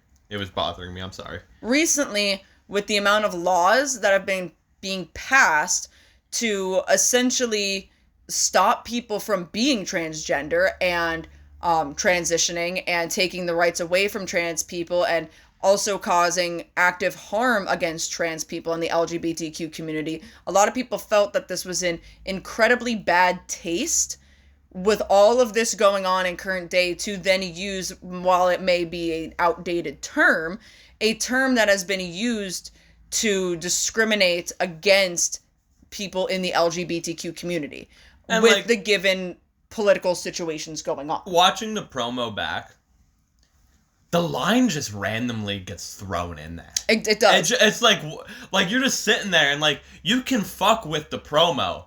Like you're like, okay, like you know where it's going. And then it just like you're just like, huh. That's kind of odd. So a lot of people were also pointing out that it seemed like Roman did not know what to say, did not and feel said like it, saying it, and then like was just kind of like, shit, I didn't mean to say that. Which, in my opinion, this entire promo segment was just god awful and boring to begin with. Ever since The Rock has shown up, at least it didn't go 40 minutes. Yeah, ever since The Rock has shown up, everything just started feeling bland with this storyline and boring and overproduced, and like they're trying to make it happen, but it's just not happening. Just like how AEW keeps trying to make Chris Jericho happen, but he's not happening. But at least, I rather have The Rock like call the whole state of Arizona crackheads. That was fine. I'd rather that than see Chris Jericho. My point about all of this is that the whole promo in itself just was boring and bland, and Roman has improved on the mic, as we've seen over the years. He's definitely gotten a lot better at it, and he's been more quick-witted, and he's come up with better comments. Suffer and succotash, son. Much better than that. That he could, like, I would have expected a lot more from him than just to throw out a very outdated term. Like, I was literally talking about at work, I think I was talking about it with you too, where, like, if he wanted to even keep with the same vibe that every single fucking person goes for the low blow of how the way that Seth dresses, if he really wanted to keep with that same vibe, he could have said something along the lines of, like, you're really gonna have David Bowie make all your decisions for you? Like, a very well-known, stapled, androgynous person. Funny. Yeah, that's funny. That would be funny because, like, bro, imagine just Roman Reigns just dropping David Bowie. That's funny. Like, and again, that keeps with the whole term of, you know, an androgynous man, or a man dressing androgynously, or maybe dressing more feminine. Or if you want to keep it in modern terms, which this would probably be a little bit more controversial, you're really gonna have Jeffree Star over here making all of your decisions for you? I think I'd rather him say cross-dresser than Jeffree Star. To be honest with you. If I had a choice, I think I'd rather him... Jeffree Star might be a little bit too offensive, actually. I think I'd rather him say cross-dresser than Jeffree Star, because there would be more of an outpouring. But nonetheless, like, my point still stands of, like, you could have made correlations and, like, used just, like, synonyms more so than just outright saying it. Which, again, in his promo, it did kind of seem like he said it, was uncertain when saying it, and then was like, shit, fuck, I fucked up. However, you know, I get why people are upset. I fully understand why people are upset. I'm more so upset about the fact of the promo sucks. It was dry, it was bland, it was boring, and I just want this fucking whole thing to be done and over with and out of my fucking sight for the rest of my life. You were like, fuck, I don't even care that they said crossdresser. The promo just fucking sucks. Yeah, dead ass. Fuck. Like, it sucked so bad that we ended up falling into shitty fucking terms to be using. And, like, I get the argument of, like, you know, you wouldn't have survived the Attitude Era with this, that, and the other thing. But there's a difference, right? So the Attitude Era, when I say you wouldn't survive the Attitude Era, I'm more so talking about shit like what we discussed last week with Maxine, with people booing her. Like, can't boo the Fox anymore. Can't boo the heels or whatever. Like, I'm more so like, all right, guys, come on, this is fucking stupid. When it comes to situations like this, I don't agree with that standpoint of you wouldn't survive the Attitude Era, because the Attitude Era and ECW had their own specific thing in the very specific time frame, and I know a lot of people hate using it was a different time, and I get why people don't like that, but when we're talking about wrestling history, the Attitude Era and ECW were their own thing for the right time of how society was at that time, with constant shock value, taking shit from Jerry Springer type of attitude. Like, I get that. I get the edginess of it and whatnot. And that was its own thing in its own respect and done very well for the time period. We're not in that time period anymore. We are now in the time period of 2024 TV PG fucking WWE. Like, and I'm not... Which is ass. Which is terrible. Because people should be allowed to say shit. But nonetheless... Diarrhea Dwayne. What the fuck? Like, we should be allowed to curse and say bad words and be able to show the middle finger on fucking pay-per-view. No, it wasn't even live TV and they blacked it out. This was pay-per-view? What the fuck is that shit? Who gives a fuck if the sign says die?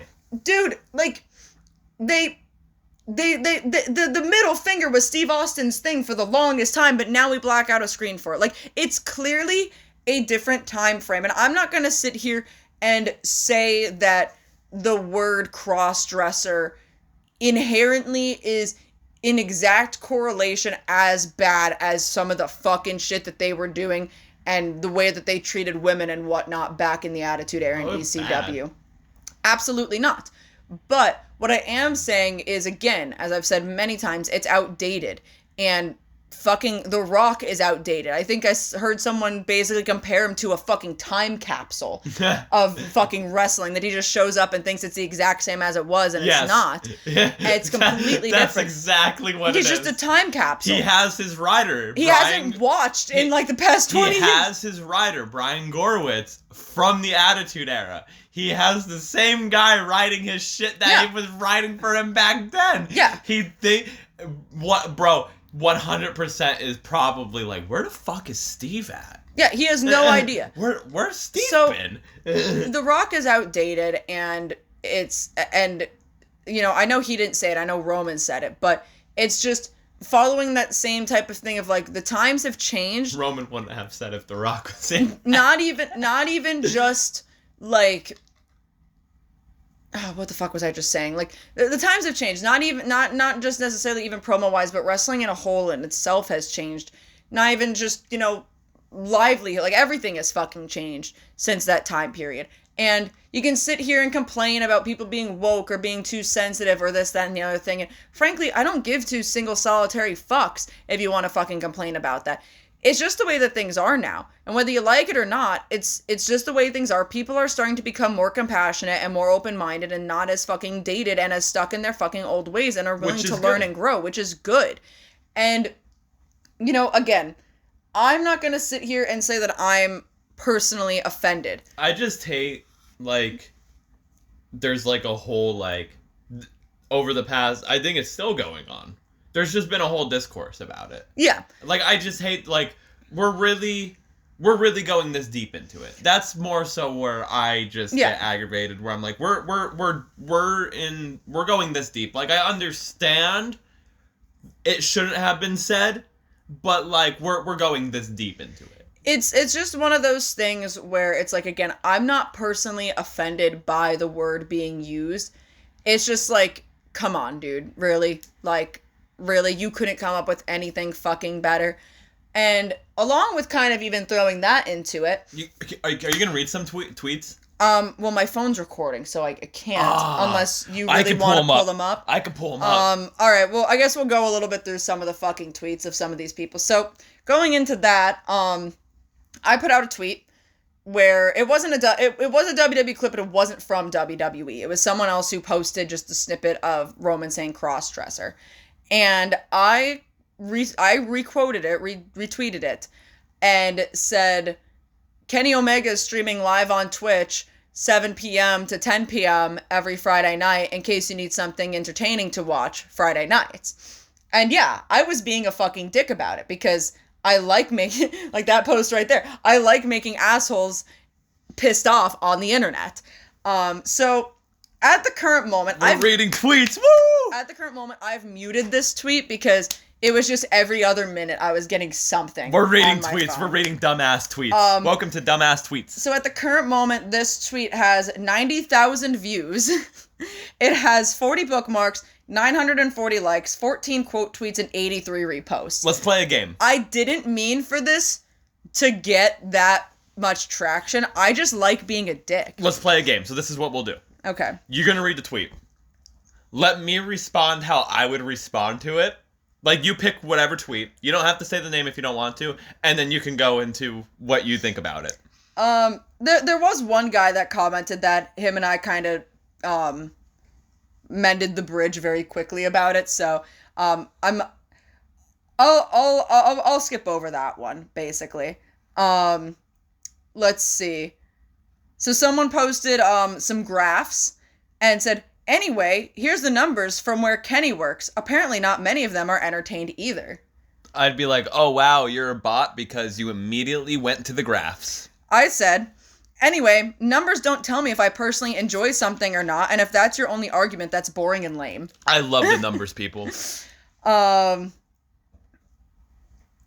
Oh, someone had actually a decent comeback that I was like, I like that. I like this comic because I was like, you actually had the best fucking comeback that anyone has. Like, if you're gonna come back at me, I want you to be creative or fun with it. And when people are, I will appreciate it nonetheless. This person said, I watch my streams on Wednesday since nothing better is on. That's funny. And I said, that's a good comeback. I like that. I applaud that one. And he responded, he's like, thanks, whatever. And I was like, look, I gotta appreciate the good ones, all right? That's fucking funny. Let's see. Oh, this is always a good one that people think really just gets me. Has a Young Bucks tattoo. Oh, I love those people. I love it. I love those people where, like, you see it and it's like, look at their banner. Dude. Or look at their bio. Or Sean Ross Sapp, fucking bitch, would screenshot people and just post it. Fuck you, Sean. I respond back and I said, damn straight, buddy, with a smiley face. Because my bio, the first thing on it says, I have a Young Bucks tattoo. That's all you need to know about me. I'd be like, because it's funny. I'd be like, oh, you know how to read. Yeah, like, it's funny. That'd be my response. And I know people are going to immediately use that, and it's just like, yeah, dude, the reason you're using that is because it's in my bio because I'm not fucking ashamed to admit it, because I fucking love them. Also, my picture is me and Hangman Adam Page. What else did you think? Like, come on, buddy. I got some good people. That's a good one. The Friday Night Wars begins. That's a funny one. Okay, a lot of these people I didn't respond to, and all are also kind of saying the same thing. I'm just like, no, I'm good. I'll watch SmackDown. Yeah. No one cares. So let me go to the quotes because I went back and forth with this one dude. I didn't even look at the quotes, bro. This one dude, that's me. Okay, so this one dude responded to me who is not who I went back and forth with. I went back and forth with another person in his comments that said, I won't say the first word because I'm white, but I'll just say, bitches really watching Kenny Omega streams over SmackDown. I love that people, just think it's okay to type that on Twitter. Like, well, they might be a no, I don't fucking care. Don't fucking use that fucking word on Twitter. Yeah? Don't. I don't care. Anyway, so basically, I responded and said, yeah, dog, I'm a nerd and I enjoy it more than SmackDown, so shrugging emoji. Responds back with like one of those gifs that's kind of just like, get a load of this guy type of thing. Yeah, a load of and then this is the person. Oh, this boy. next person is the person that I went back and forth with for a while because this was funny. Before we go into that, I thought you were going to read more comments because when you were telling me about that, I was reading the comments, right? There was a common theme in all of them where they would be like, and you're giving WWE views by this, or like, you're wasting your time tweeting this. You're wasting your time fucking responding to it, you dumb fucks. And it's funny. How fucking stupid are you? Anyone who thinks that they're coming at me on Twitter is legitimately going to make me upset is hilarious to me. Because I have been on the internet for a very fucking long time, okay? I grew up with it type of thing. I would be posting YouTube videos in like 8th grade and whatnot. I would be getting hate comments and death threats at like the age of fucking 12. Okay? Nothing anyone, and also just my physical appearance, like my personal lifestyle and choices get me a lot of fucking comments face to face. We've heard a lot. One time I once was in a grocery store leaving, I didn't work, this was me and another customer, and an older woman came up to me and said something along the lines of like, if my daughter looked like you, I would have beaten her ass harder. And I was like, okay, Susan, get your fucking bananas and leave. Like, what? Damn. Like, what? And also at Zoomies, when I worked at Zoomies, I remember a lady told me that my mom didn't beat me enough because of the way that I looked. And I said, no, she didn't have to. Her ex-husband did that. And her response was, oh, that's sad. And I said, yeah, that's why we don't say things to people like that. Anyway, your total is $49.86. Like, like, what? So I don't really care what people have to say about me, and it's funny to me, and it's entertaining. And again, going into the theme of this, if you're gonna come for me, be creative. Tell me something I haven't heard, because I appreciate that and I love that. So this person responded back saying, and I quote, again, not the same person that requoted this, just one of their followers, I'm guessing, and said, and I quote, cook that tard. So I responded back and said, y'all, this press has me in stitches. You do you, boo. Responded back, just quoting exactly what I said to him of, y'all, this All this press has me in stitches, you do you boo, with a gif of like a nerdy emoji. And I said, if you're gonna come for me, dude, please be creative. I've heard a lot and I really appreciate creativity instead of recycled nonsense. Come on, show me what you got, man. And he said, don't have to be creative when you cook yourself, little guy. I said, heard it before from MJF. Let's go. Come on, dude. And he said, what is bro yapping about? I retweeted with screenshots from a roast that MJF gave me. And I said, I got MJF to roast me better and quicker than you. Come on, dude. Give me something to actually laugh at, which the screenshots show a picture of me that says, MJF, can you roast me? And he says, looks like you already beat me to it, which was very funny. Which, mind you, I wouldn't even have gone this far with this guy. Soon as I see cook that tart, I'd be like, congratulations for being an idiot for putting that on the internet. No, see, when someone is gonna sit here and be like, yeah, you cook them, I'm like, all right, come on, cook me. So, continue saying, man's yapping about nothing. I said, you're so boring. Want to say, quote, cook that tard, but when I actually tell you to step up your game, you crumble. Sad, I had higher hopes for you. He then said again, blood is in fact yapping about nothing. I've said, dog, you've been saying the same thing for the past 3 tweets. If anyone ain't got nothing, it's you. And he responded, which I have to go and find. There we go, because it was blocked out because it was like, oh, this is rude words being used. Oh, rude words. Oh, wait, hold on. I'm interested. Then he said, blood is illiterate. And I say, I hear worse from my coworkers on a blood? What? Like idiot or person or something. B-L-U... Blood. What? It's a slang term. But what the fuck are people using on Twitter? Said blood is illiterate. I said, I hear worse from my coworkers on a daily basis. Try again, sweetie. Said, but for real though, I pray you get help ASAP because whatever you did to your face is mentally ill behavior. Said, I heard it 1,000,000 times over. I said creative, man. Come on. And he said, okay, and I don't know about being creative. Just pointing out the truth, little fella. I said, which also, mind you, he went to my profile and followed me. And I said, funny. Thanks for the follow, bestie. All I'm saying is if you're going to claim you want to cook someone, you better come in hot with some solid comebacks. Very disappointed, 2 out of 10. And he said, accidentally followed, but thanks to the reminder, praying hands. I said, damn, I thought we had something going here, 1 out of 10. And then he responded back with heartbreak emojis, and I stopped responding. So, like, what a dumb I mean, if you want to keep going through them and find other ones, because that was just a really funny situation that happened to me, and I was like, all right, if y'all want to be so fucking mad about somebody else saying, hey, go follow Kenny Omega on Twitch because this isn't entertaining to me and this is entertaining. This Twitch stream is entertaining. You want to come for me about it? Be ready to fucking come at me about it. Come at me with something good, something solid, something that I can see and I can laugh at, something that might sting a little bit because I never heard it before. I don't know. Don't just come here and say, no, I'm good. No, Kenny sucks. Kenny's boring. WWE's better than AEW. Look at AEW's numbers. Wah, wah, wah, wah, wah, wah, wah. Like, it's repetitive and it's boring and it's not fun. Like, if your point is to bore me in your responses, then good on you, because you did a damn fucking good job. But, like, if you really think you're fucking sticking it to the AEW fans and the Kenny Omega fans by being, oh no, Kenny sucks, you're not hurting my feelings, dog. I don't care enough about your opinion on that. You care too much about what my opinion is on something than I do about your own opinion. Like, seriously, you're gonna come to my post and sit here and be like, no one cares about what you have to say. No one cares. Dog, clearly you do. You're commenting. If you didn't care, you would have scrolled by it. You're just telling on yourself now. Come on. Do you find any other ones that you like? I like the ones that just say gay. Yeah, that's my favorite. I was about to say, it's like, yes, I am, dog. There's one that from Johnny Wrestling that isn't Johnny Gargano. I don't care. I'll read these people's names. I don't give a fuck. That says gay. It's gotta be my favorites when they're just like, that's gay. And it's like, yeah, dog, here I am, part of the LGBTQ community. Like, see, these people are so boring. Like, you people are ridiculously sensitive. You're the one getting mad at me for promoting someone else's Twitch. What?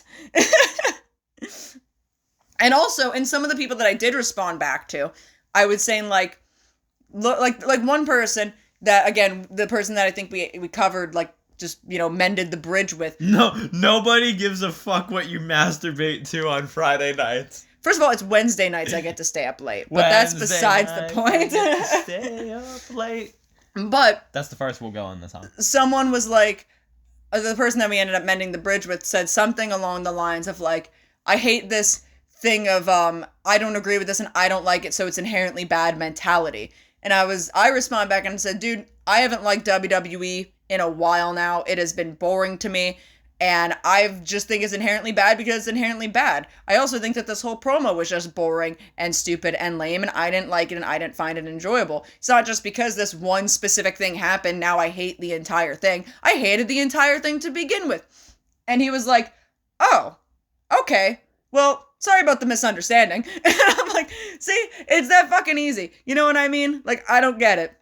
Oh, you're back on the quote tweets now? Yeah, I'm just... I just like... It's not even me reading the tweets. It's me looking at their profiles. It's always the stupid blue checkmark people. Mm-hmm. Like, always. Always, always, always. Getting this... this is what I don't understand about Twitter fucking lingo. Someone explain to me. Getting this upset over a promo is wolf. I bet you $20 that meant wild. I bet you $20 they meant wild. And it just missed like a type, like it's not typo. I love when people try to like such a dork. Like, bro, we're all watching wrestling. We're all dorks. What are you talking about? You're on Twitter retweeting this. You're a fucking dork. I think I actually responded to that when I said I am a dork. What of it? Like, come on, dude. I mean, all these are like. That's me. That was me responding back to saying I like making these people upset. Oh yeah, see that those are some nice people. That person was also like linked Kenny's Twitch and everything. Those first three I think are people that already follow me. Oh my god, man. It's just a fucking It's hilarious cuz like I can't believe that me just being like, "Hey, if you want something entertaining to watch, go watch Kenny on Twitch," got this many people pissed off. Like so fucking pressed for nothing. For nothing. Sorry, excuse me. My mouth is getting kind of dry because I drank all of my smart water already. Can you hand me my coffee? While you're at it over there, it's in the bag that is on the ground. Because I need a Starbucks something to drink. Anyway, we can move the fuck on. I think we're done with this, right? For the most part. Again, fuck people on Twitter. If you're gonna come at me and you're gonna sit here and complain and try and make me feel sad about myself, just be creative about it, man. Let's see, like, you're a fucking nerd. I am a nerd, and that's fine. Again, I call myself worse on the daily. I hear worse from my coworkers on the daily. There's nothing, at this point, nothing anyone could say to me that is legitimately gonna get me so fucking upset and distraught that I will be sobbing in my room about it. I'm 25 years old. I've been on the internet for a very long time. Like I said, gotten death threats, I used to post cover videos of me singing. Someone in my school found them. And I got so badly fucking bullied for it, in person and online, for posting these fucking covers. Dude, nothing you can say is gonna affect me anymore. And again, I've worked in retail since I was 17.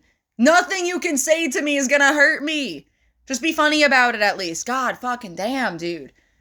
That's all I gotta ask. That's all a man wants. I'm just numb to it. I've heard it my whole life. Oh, fucking, you watching wrestling? Whatever. Anyway, whatever. Anyway, we don't need to get in the Dylan sad life. Anyway, continuing to the next part, Lizzie. So we had a question. I think. We think it might have been about the podcast. We answered it on Twitter anyway, but we're going to answer it here anyway because it was a wrestling-related question, so it's always good to fill in time on the podcast. So thank you to good old Big Bob Mailman, our good old friend Bob. Woo! Pat McAfee clap for Bob. Woo! Huge pop for Bob. We love Bob here. Bob. Anyway, Bob asked us. he tagged us on Twitter and then said, "Lyssie, I know you don't watch WWE that much, but what do you got? Best WWE match last 2 years." And that actually had me thinking. I was like, fuck, man. Like, past 2 years, I was like, there's been a couple of, like, pretty good ones. So, I'll go first, and then we'll go head over to Lyssie. So, Sheamus versus Gunther. Mm-hmm. This is no particular order. Maybe a little bit. But Sheamus versus Gunther Sheamus versus Gunther versus Drew McIntyre. Those were both great. Both great matches. Check them out. Kevin Owens and Sammy versus the Usos was really fucking good, too. Rhea versus Charlotte from last year's WrestleMania. 3 of these matches are from last year's WrestleMania. Really fucking good. And I don't care what anyone says, because it was so good. It was sports entertainment done right. Sami Zayn versus Johnny Knoxville. And also, to add another Sami Zayn match, because me and Bob were talking about it, Sami Zayn versus Roman, because of how over Sami was in his hometown. So when I saw this, I was like, I don't know. Because I don't pay attention that much, or nothing really stuck out to me much. After hearing you say, I mean, I did end up also adding in one that you mentioned, which was Kevin Owens and Sammy versus the Usos. Because I'm biased and I love Kevin Owens and Sami Zayn. Good fucking match. I will also agree, I completely forgot about Sheamus and Gunther. That was a fucking great hard-hitting match. Loved that. And you know what was also a really good one? But I just didn't put it on there because that's up for, like, big interpretation because of the finish. Roman versus Cody. Roman versus Cody, I can see why, but if you know how wrestling works, selling, ring work, all of that, it's good. Also, now thinking about it, because the whole Seth and Cody trilogy was good too. Meant to add that. I mean, I don't know. Anything that has Roman in it, I'm not going to put in there, because I just hate his wrestling style. So to me, a Roman match is a Roman match, and that's all that there is to it. Now I'm going to go on Twitter and call you. How dare you? But what I initially responded to Bob with was, because I couldn't think of anything in the past 2 years. So the first one immediately that came to my mind, which I did have to check, and I was not within the 2 years, but whatever, was Sasha Banks and Bianca Belair. That was from 2021 in WrestleMania 37. Did they main event? That hands down, like when someone asks me, like, at least current time best WWE matches, that's the first one that always comes to my brain. I can give you that. But again, that wasn't within the past 2 years. But I was like, it's close enough. But then I was like, actually, you know what? Kevin Owens and Sami Zayn was really good too. That one definitely was in the past 2 years. So I was like, I'll throw that one in there too. But again, like he said, I don't watch WWE a lot. So, you know, I catch certain things and, you know, is what it is to me. But there's not a whole hell of a lot of matches on WWE that really stick out to me of just like, I remember that. My favorite, at least currently, my all-time favorite match is from, well, WWF. It's Brett versus Owen. Mm-hmm. But like, I've seen fair share of really good WWF WWE matches prior to past 2 years too. Yeah, like Punk and Cena. Anything Triple H and Shawn did in the Ruthless Aggression era was good. Yeah. I mean, that's fair. Again, it's tough for me, because when we're talking about, like, weekly shows, I've said it a million times now, and I'll keep saying it. To me, WWE shows feels like, all right, we just got to get through these episodes to get to the pay-per-view, because they always do good in their pay-per-views. For the most part, actually. For the most part, they do good in their pay-per-views. Bob also put on there Gunther versus Chad Gable, which, yes. Okay. And also, these weren't in the past 2 years, that's why I didn't say it, but Dragunov versus Walter. When they were in NXT. Yeah, I was not. God, fuck, man. Too familiar with that. The NXT Black and Gold was something special. Just saying. Well, also, you know what? Now that we're talking about it, the last match that Adam Cole and Kyle O'Reilly had. Oh, the 2 out of 3 falls. The 2 out of 3 falls match. Yeah. I don't remember. That might have been past 2 years now. Yeah. But that one also was really good. Yeah. That was really fucking good. Mm-hmm. Adam Cole had a couple of fucking bangers. Because that was right before he went to AEW. Yeah. Like 2 weeks before he went to AEW. Adam Cole had a couple of bangers in NXT. But that was really fucking good. But yeah, again, it's just tough for me to really remember stuff that stick out like a sore thumb to me, because all of it just kind of melds together as just 10-minute TV matches that are just there for the sake of still having wrestling in the name. It happens. But with that being said, again, thank you, Bob, for the question. And if you didn't intend for it to be on the podcast, well, too fucking bad it's here. And And if anyone has questions, feel free to ask because we'll answer them. Yeah, I'll answer them. Twitter, here on the comments, Instagram, don't matter. We'll answer them. But yeah, I guess with that being said, let's jump into the wrestler of the week. Who's your wrestler of the week? I think I'm just gonna stick with Kenny. You're gonna pick Kenny? I think I'm gonna pick Kenny. We're going with Kenny by God Omega. Just because of the simple fact of I was getting a little in it with the conversation of the Twitter trolls and whatnot. And you know what? Even though Kenny's not wrestling currently because he has diverticulitis, he's one of my favorite fucking people on this goddamn planet. And his streams are making me very happy, even though there's only been 2 of them. They give me a nice, warm, fuzzy feeling on the inside. And I like talking about Kenny, so I will continue to talk about him. So, Dylan, lay the questions in on me about Mr. Omega. First time, like, seeing Kenny Omega and being like, I like this guy. Like, do you recall? Like, what made you like him, like, and all that? I think it wasn't even necessarily wrestling-wise, because I think the first match I ever saw of Kenny was him, Orange Cassidy, and was it Pac? Yeah. For the 3-way for the world title? Yeah. I don't even know if it was necessarily watching him wrestle that made me like him. I think it was after finding out who he was.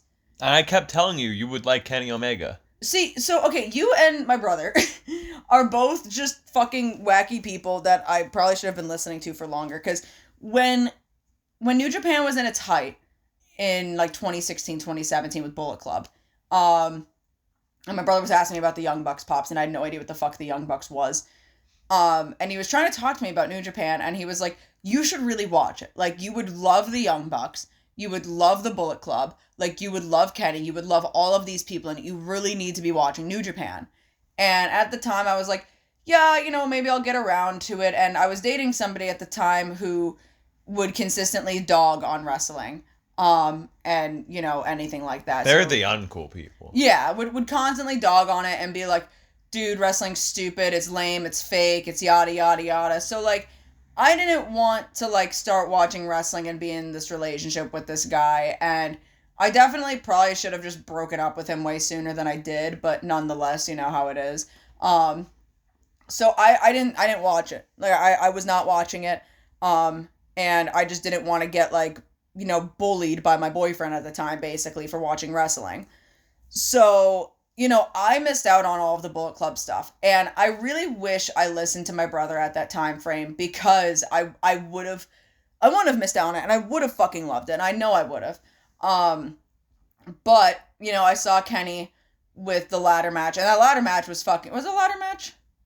No, it's just they used the ladder in it. That's why I'm still thinking it was just a triple threat. It was just a triple threat match, but I know there was a ladder spot in it that was really cool. And the match was fucking awesome, and I was like, yo, these guys are fucking great. And I love Pac as well, and I like OC as well.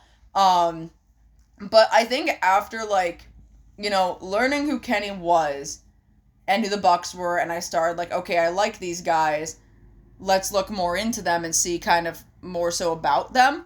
It was more when I started finding out who Kenny was as a person that I really started liking him. Like, I found out that he was this huge fucking video game anime nerd, and, like, he literally challenged Kota Ibushi via YouTube. Yes. And ended up getting there and whatnot, and I don't know, like, just finding out about him is what made me, or finding out who he is made me like him. And then, you know, just also watching him wrestle and seeing how fucking insane he is in the ring is always a good plus, too. But, no, I liked Kenny for Kenny. I liked Kenny for Tyson before I liked Kenny for Kenny, I guess is a better way of putting it. Favorite Kenny Omega match?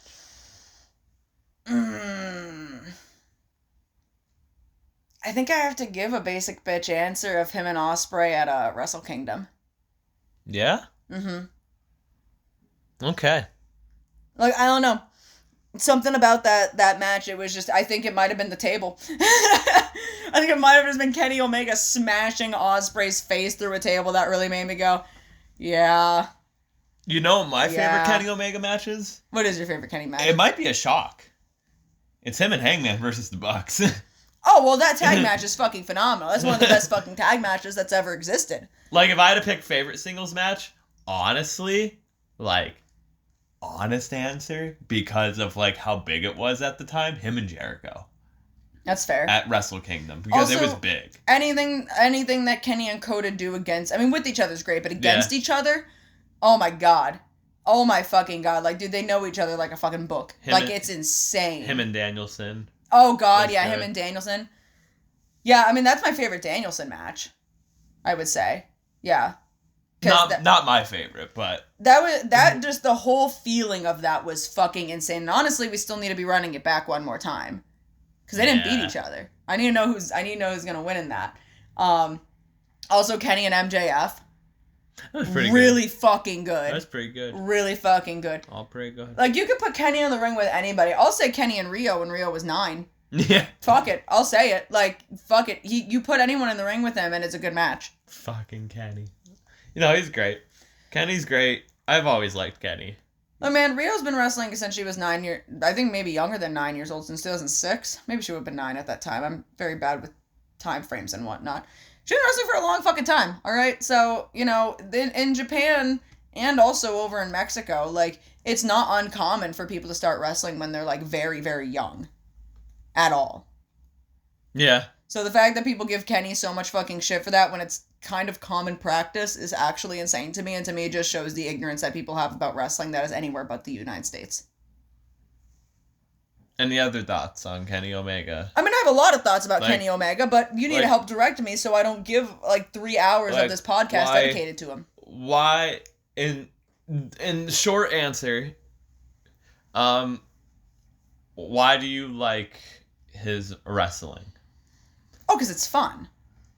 It's fun. Like, He's like a video game. He's like a video game. And that's one of the things that I love and appreciate about him, because I was watching an interview with him when he was over in Japan. I don't know if he might have been in DDT at the time. He probably was. Or maybe it was New Japan, but it was older, so I think it was DDT. Probably DDT. And he was talking a lot about how he takes so much inspiration from anime and video games for his character, because like you always say, like, characters are like superheroes, or wrestlers are like superheroes and whatnot, and taking that same type of mindset but putting it into like video games and anime really can do a lot, because just, you know, about how flashy and dynamic a lot of it is. And that's got to be one of my favorite things, and that's why it makes it so much fun, because yeah, it's like watching a video game character wrestle but in real life. And it's impressive in the fact that he can do so much of the fucking shit that he can do and mimic it so fucking well. Like, because again, like, video games and anime, while it's dynamic and fun and everything, it's also kind of unrealistic. But the fact that you could take something that's that unrealistic and really do it is crazy to me. And just, you have to have a fucking certain set of skills for it, and, you know, that's... What's your, like, favorite cosplay of him? Like, he's done a couple he's done quite a few over the years. I mean, look, I could really just sit here and I could just say Sans. Yeah. Because I'm a huge Undertale fan. And that, like, the Titantron with that was really fucking cool. Because it was just like the opening of Undertale and everything. And then he came out to Sans' song, it was a Megalovaniac or something. I can't remember the name of the song, but that was just funny. It was really funny. But like, if we're gonna talk about like the details, because you don't have to be overly detailed to do a Sans cosplay. Sephiroth was really good.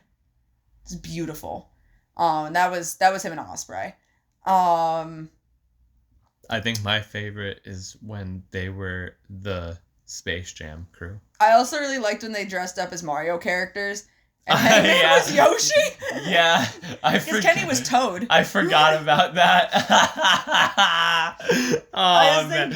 That's just playing in my head right now, because I imagine everything from it. I just think having Hangman dressed up as Yoshi with the Yoshi head above his head is so fucking funny. That's more, I guess, of a Hangman cosplay than a Kenny one, but seeing him as Toad was funny. Yeah, I don't know. He's done a lot of really fucking cool ones. I can't remember who it was, but the one that he did against MJF with the pink gear, I think that was I think that might have been a Street Fighter It probably was a character. Street Fighter. But I liked the nod. I don't know if it was intentional or not. I don't know if he ever came out and said if it was, where the one wing fell off when he got into the ring. Like, if that was unintentional, that's incredible. But if that was intentional, that's fucking genius. Like, absolutely fucking genius. Um, yeah, I don't know. I mean, I've also cosplayed as Kenny, which he's very fun to cosplay as. You have, yes. But, can't do that anymore because my hair is not the same way. But is what it is. Give me some more Kenny questions. Man, I don't even know. How do you not know? We covered the basic, like, favorite match shit. Like, man, I don't know. That's so disheartening. Should I just talk about why, like, how much I love him? And how much of just a little fucking stinker he is? It's also, like, another thing. Stop being weird. No. Let's play on to that. So, that's also just another thing. I love the way he talks. Like, the way that he, like, talks in promos, and just talks in general, because he does it the same way on his streams and whatnot, that he'll just go on there and, like, just with a mic and just go and call someone a little fucking stinker. you little poopy butthole, you little idiot. Like, I love the way that he, and I know that, like, that's kind of not a thing that people don't like that about him. It's about fun. The way that he cuts his promos and the way that he fucking talks, but it's so fucking funny. And he's just so, like, good at it. And he's so unintentionally funny when he does shit like that. Or, like, I don't know, like the meme face Omega that came out. Like, yeah. You know what I mean? Or, like, he's just such a goofy, funny guy. And it just seems so fucking natural. And, like, the same way, like, when he was streaming, he was talking about how he needs to get used to, like, reading the chat and also playing, but not sucking while he's playing video games. And he was losing. And he got frustrated. He's like, all right, I need to focus. I'm done talking right now. And then I think he won or something. But he was like, yeah, see? Don't fucking talk to me. Fuck. Like, he's just, like, fucking popping off because he's just like, I can't fucking talk to people. I need to fucking play my video games. Like, it's just, I don't know. I don't know. Like, genuinely, and this might be, like, I don't know. People are probably going to come at me for this. But, like, I genuinely think you have to be a miserable fucking person if you don't like Kenny. Like, as a person. Like... As a person. Even just at the bare bones minimum of, like, as a person. Like, if you take wrestling completely aside from this, right? And we're not talking about his in-ring style, because I can understand why people don't like his in-ring style. I get that. But, like, if you look at Kenny Omega, or if you just even want to say if you look at Tyson Smith, and see how he fucking acts, and just, like, the person that he genuinely seems to be, I don't understand how somebody can look at that type of person and just go, I can't stand this guy. I hate this guy with a passion. Like, I don't know, he just seems too good of a fucking person. Like, too nice of a fucking person. Too genuine of a fucking person. And I just feel like you have to be miserable. You just have to be a miserable person who hates fun and hates anything that could bring any joy to anybody's fucking life. Because he is just basking and being happy and being nerdy. Or they're just jealous because he can be that nerdy and rich. Because I'm kind of jealous. It's wild. But, I don't know, how about you tell me some stuff about Kenny? What do you like about Kenny? I like his wrestling. Because it's like a video game. And I can't really judge about that because I like Hayabusa. Yeah. So there's that. But no, I've always enjoyed Kenny. I rather Bullet Club Kenny, like cleaner Kenny. That's fair. Over anything that he's ever done. That's just my favorite version of him. And everything, that's when I think he was, like, the best. I still like him. Like, I miss him on TV because... I miss him a lot. Like, a Kenny Omega match was always a guaranteed, like, it's gonna be good. It's a guaranteed certified banger. Yeah, it's gonna be good. Like, it might not be 5 stars, but it's gonna be good. I rather watch a Kenny Omega match than watch a shitty fucking, I don't know, Sammy Guevara match. Yeah. Something like that. But I've always enjoyed Kenny. Like, with the whole fucking brawl out thing and shit like that, it's whatever. But I've always enjoyed Kenny. I like Kenny. I wish we got Punk versus Kenny. Like, I really wish we did. Because I think the wrestling business needed that, in my opinion. Like, I think that would have been a great match, but... It is what it is. It is what it is. I mean, I also just gotta say, like, you know... For example, not to keep just harping on going to watch Kenny on his Twitch, but, like, the way that he just also kind of conveys himself with certain things is really nice. Like, somebody brought up Jim Cornette to him, and he responded to the comment. And he was even saying in the podcast, you know, like, he liked what Jim Cornette has done for the business and everything, and, like, he likes that, watching him on Dark Side of the Rings and everything, and he finds him very entertaining and on the Dark Side of the Rings and again, in the wrestling business and whatnot. And he feels and thinks that, you know, with Cornette on his podcast, that he's like, you don't even know if he still talks about him or not, but he's like, you know, he plays into this character of just like, his opinions are true, but he's amping up his opinions to play into this character. And the issue that comes out of it is... Jim Cornette, the ultimate heel. Yeah, the issue that comes out of it is the fans that are watching, you know, think, oh, Cornette actually legitimately 100% is feeling this 100% way that he's putting onto the podcast, where, yeah, the opinion... Well, he might. The opinion might be true, but with the way that he goes about it and just is so overzealous about everything is what kind of can cause the issues. But he even said in his own Twitch, he's like, you know, I mean, I don't hate the guy. I don't have any ill will towards him or anything. It's just kind of what it is.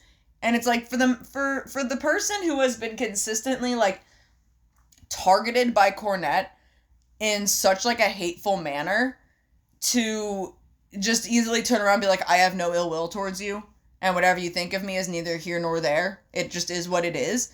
Like... to me, class act. A lot of wrestlers, not even just Kenny, a lot of wrestlers that, like, Cornette does target get asked, like, oh, well, how do you feel about Cornette? And they're just like, oh, I like him, I respect him. And, like, tune into the drive-thru this week, fuck that guy. Yeah. And, like, that's what it, no, but, like, that a lot of wrestlers are just like that, because a lot of them, I guess, are just kind of just used to it. Like, they're used to fans being like, oh, fuck him. Yeah. Like they just rub it off. And, you know, people were trying to troll him in the chats and being like, oh, how does it feel to, like, be wrestling in, like, a half-empty arena and this, that, and the other thing? And he's like, dude, it feels the same way as wrestling in front of 80,000 people. It feels the same way as wrestling in front of 20 people. Like, we do this because we love this. Like, you know, like, sure, not every show is going to be a sold-out show, and that's fine. That's neither here nor there. We're doing this because we love it. We're doing this because it's how we make our livings to feed our families. And, you know, it doesn't matter to me if it's at half capacity, full capacity, or no capacity. Like, I'm going to wrestle because I love wrestling. And that's the thing. It never bothered me. Like, yeah, you always want more people there when wrestling. Like, you want a big crowd. But, fuck, I never cared if it was 2 people or 20 people. And, again, it's those... 200. It's those same people that, like... You know, which you know they don't give a shit about, but, like, those people being like, oh, AEW in the mud, hard campsite empty, yada, yada, yada. Like, okay, any indie show, any local show, any this, that, or the other thing, does it make it any less wrestling? No, it doesn't. But just because it doesn't have the WWE name tag on it, bro, it's automatically not wrestling. They don't know what a fucking local indie show is. No, and it's just like... I would love to see, like, WWE drones go to a local indie show. What are the 20 people doing at the local show? You know what I mean? Like, are the people wrestling in front of the 20 people at their local show, like, you know...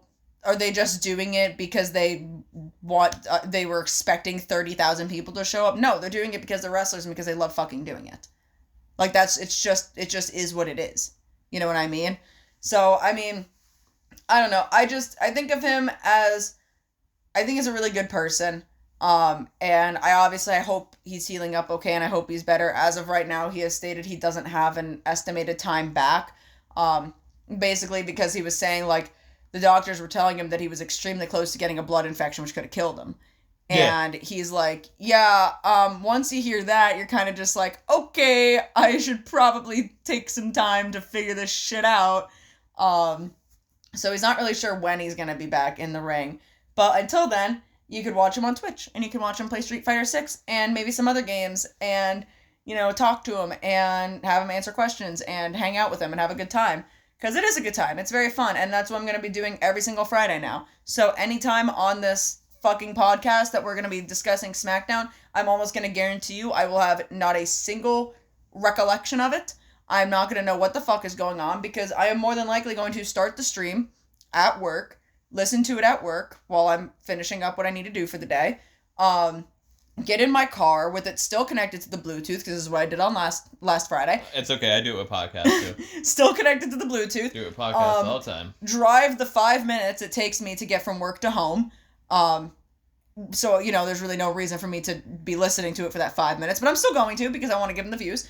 Then walk through my parking garage with it playing, through my apartment, into my room, into my bed, and finish watching it until Rampage comes on. There's times where I'll go up to, like the further away mall? Yeah, the further away mall from where we live. Yeah. The 30-minute trip or whatever. I'll put on a podcast. Like, sometimes I'll be like, I don't feel like listening to music. I'll put on a fucking podcast, and I'll listen to it. And when I'm going figure hunting and shit, I'll fucking have the podcast playing. I don't give a fuck. I mean, I am more so of a music in my car type of person, but if I'm talking a 5-minute drive from work to home, yeah, I'm just gonna let this fucking live stream keep playing. Or like on my way to work in the morning, I have podcast playing. I listen to podcasts all day at work. Like, I don't listen to music really at work. It's crazy. My dad's gonna wonder why my data usage is shooting up Fridays at 7 o'clock. Hey, what the fuck? Be like, what are you doing? And I'll be like, don't worry about it, Kenny. Anyway, I think that about wraps it up. I mean, I could continue to talk about him if you'd like me to. I want to go have a cigarette, and I want to play 2K24. Yeah, I guess I could start playing some Mega Man too. Anyway. You gotta download that shit. You gotta fix that three shit. Three out of the 4 games are downloaded. I have to figure out what the fuck I have to do with the other one. The number 1 download? Yeah, the first one. Oh, that's good. I'll enjoy watching you play that, because I'll know what's going on. The second Legacy Collection of the original games didn't download. The original games did. The second one didn't, but then the other 2 did. I don't know, so I have to figure it out. Because at least I'll enjoy seeing you play the first one, because at least I'll know what the fuck's going on. Yeah. When watching you, I'll be like, oh, okay. Maybe I'll take my Switch with me to get my back tattooed tomorrow. Because I don't know, because like realistically, my plan was last week I was going to go in on Monday and I was going to put Revolution on and watch Revolution with my boss while he's tattooing me for the whole time, or most of the time, because it was a 5-hour pay-per-view. But then I kind of felt bad, and I just walked into his station on Tuesday, and I was like, do you want to watch Revolution? Here's Revolution. I just put it on his TV, and I left. I was like, I kept periodically checking back in. I was like, how are you liking the pay-per-view? You enjoying it? You liking it? I guess I could put on, like, World's End or Full Gear or something. One of the older ones. I don't think he watched either of those. You're going to watch the shitty ones? Well, we only have All In. We might have All Out, unless we went to the movie theater for All Out. I think we went to the movie theater. So I think I only have All In, I remember Full watching Gear, Orange Cassidy World's End, and Revolution on the big screen. Yeah. Full Gear wasn't too bad. There was the Swerve and Hangman match was on that one. That's about it. Yeah. Anyway, let's wrap it up. All right. So anyway, thank you guys for tuning in, of course. We appreciate it nonetheless. If you have any comments, questions, or concerns not having to do with audio, please leave them in the comment section below, or, you can reach out to us you can reach out to me on Twitter or TikTok or Instagram, but in order to do that, you're going to need to know where the fuck I am on any of these platforms. So, on Instagram and on Twitter, you can find me at Lungtar, that is LUNG_TAR. That's for Instagram and for Twitter. My Instagram, sometimes I post my artwork and sometimes I post my face, but I do sure post a lot of stories every single day that has something to do with wrestling or something or another. My Twitter, also lots of wrestling, lots of Young Bucks, lots of Kenny, lots of Hangman, lots of me complaining about stupid fucking shit. Follow me. You might end up getting to see a hit tweet before you know it, because apparently I just do that on time to time, and I piss off a lot of people. So if you want to be a part of that, again, it's LUNG_TAR on Twitter and Instagram. If you want to follow me on TikTok, where you can see my face along with my voice, which God fucking help you for that, you can find me at Lung Bucks. That's LUNG_BUCKS. Of course it is a play on the Young Bucks. Why the fuck wouldn't it be? If you're still surprised about this at this point, I really don't know what to tell you. But what I can tell you is where to find Dylan. But actually, I think I'll let him tell you that. Dylan, where can they find you? You can find me on Instagram at Danny Vallow, DANI. Yeah, DANI. Yeah, _line, VALO_line. That is my Instagram. You can follow me there. There's some things cooking up on the Instagram. I'm not going to go in depth for it right now. We're still cooking on things. But if you follow me on Instagram, you've been probably seeing some strange things being posted on my story with certain links and everything regarding One More Time. We'll get into that later on down the road. But just keep tuning into that, because I've been seeing a lot of people tuning into that, and a lot of people are wondering what's going on with that. So I'm just going to keep you guys guessing on that.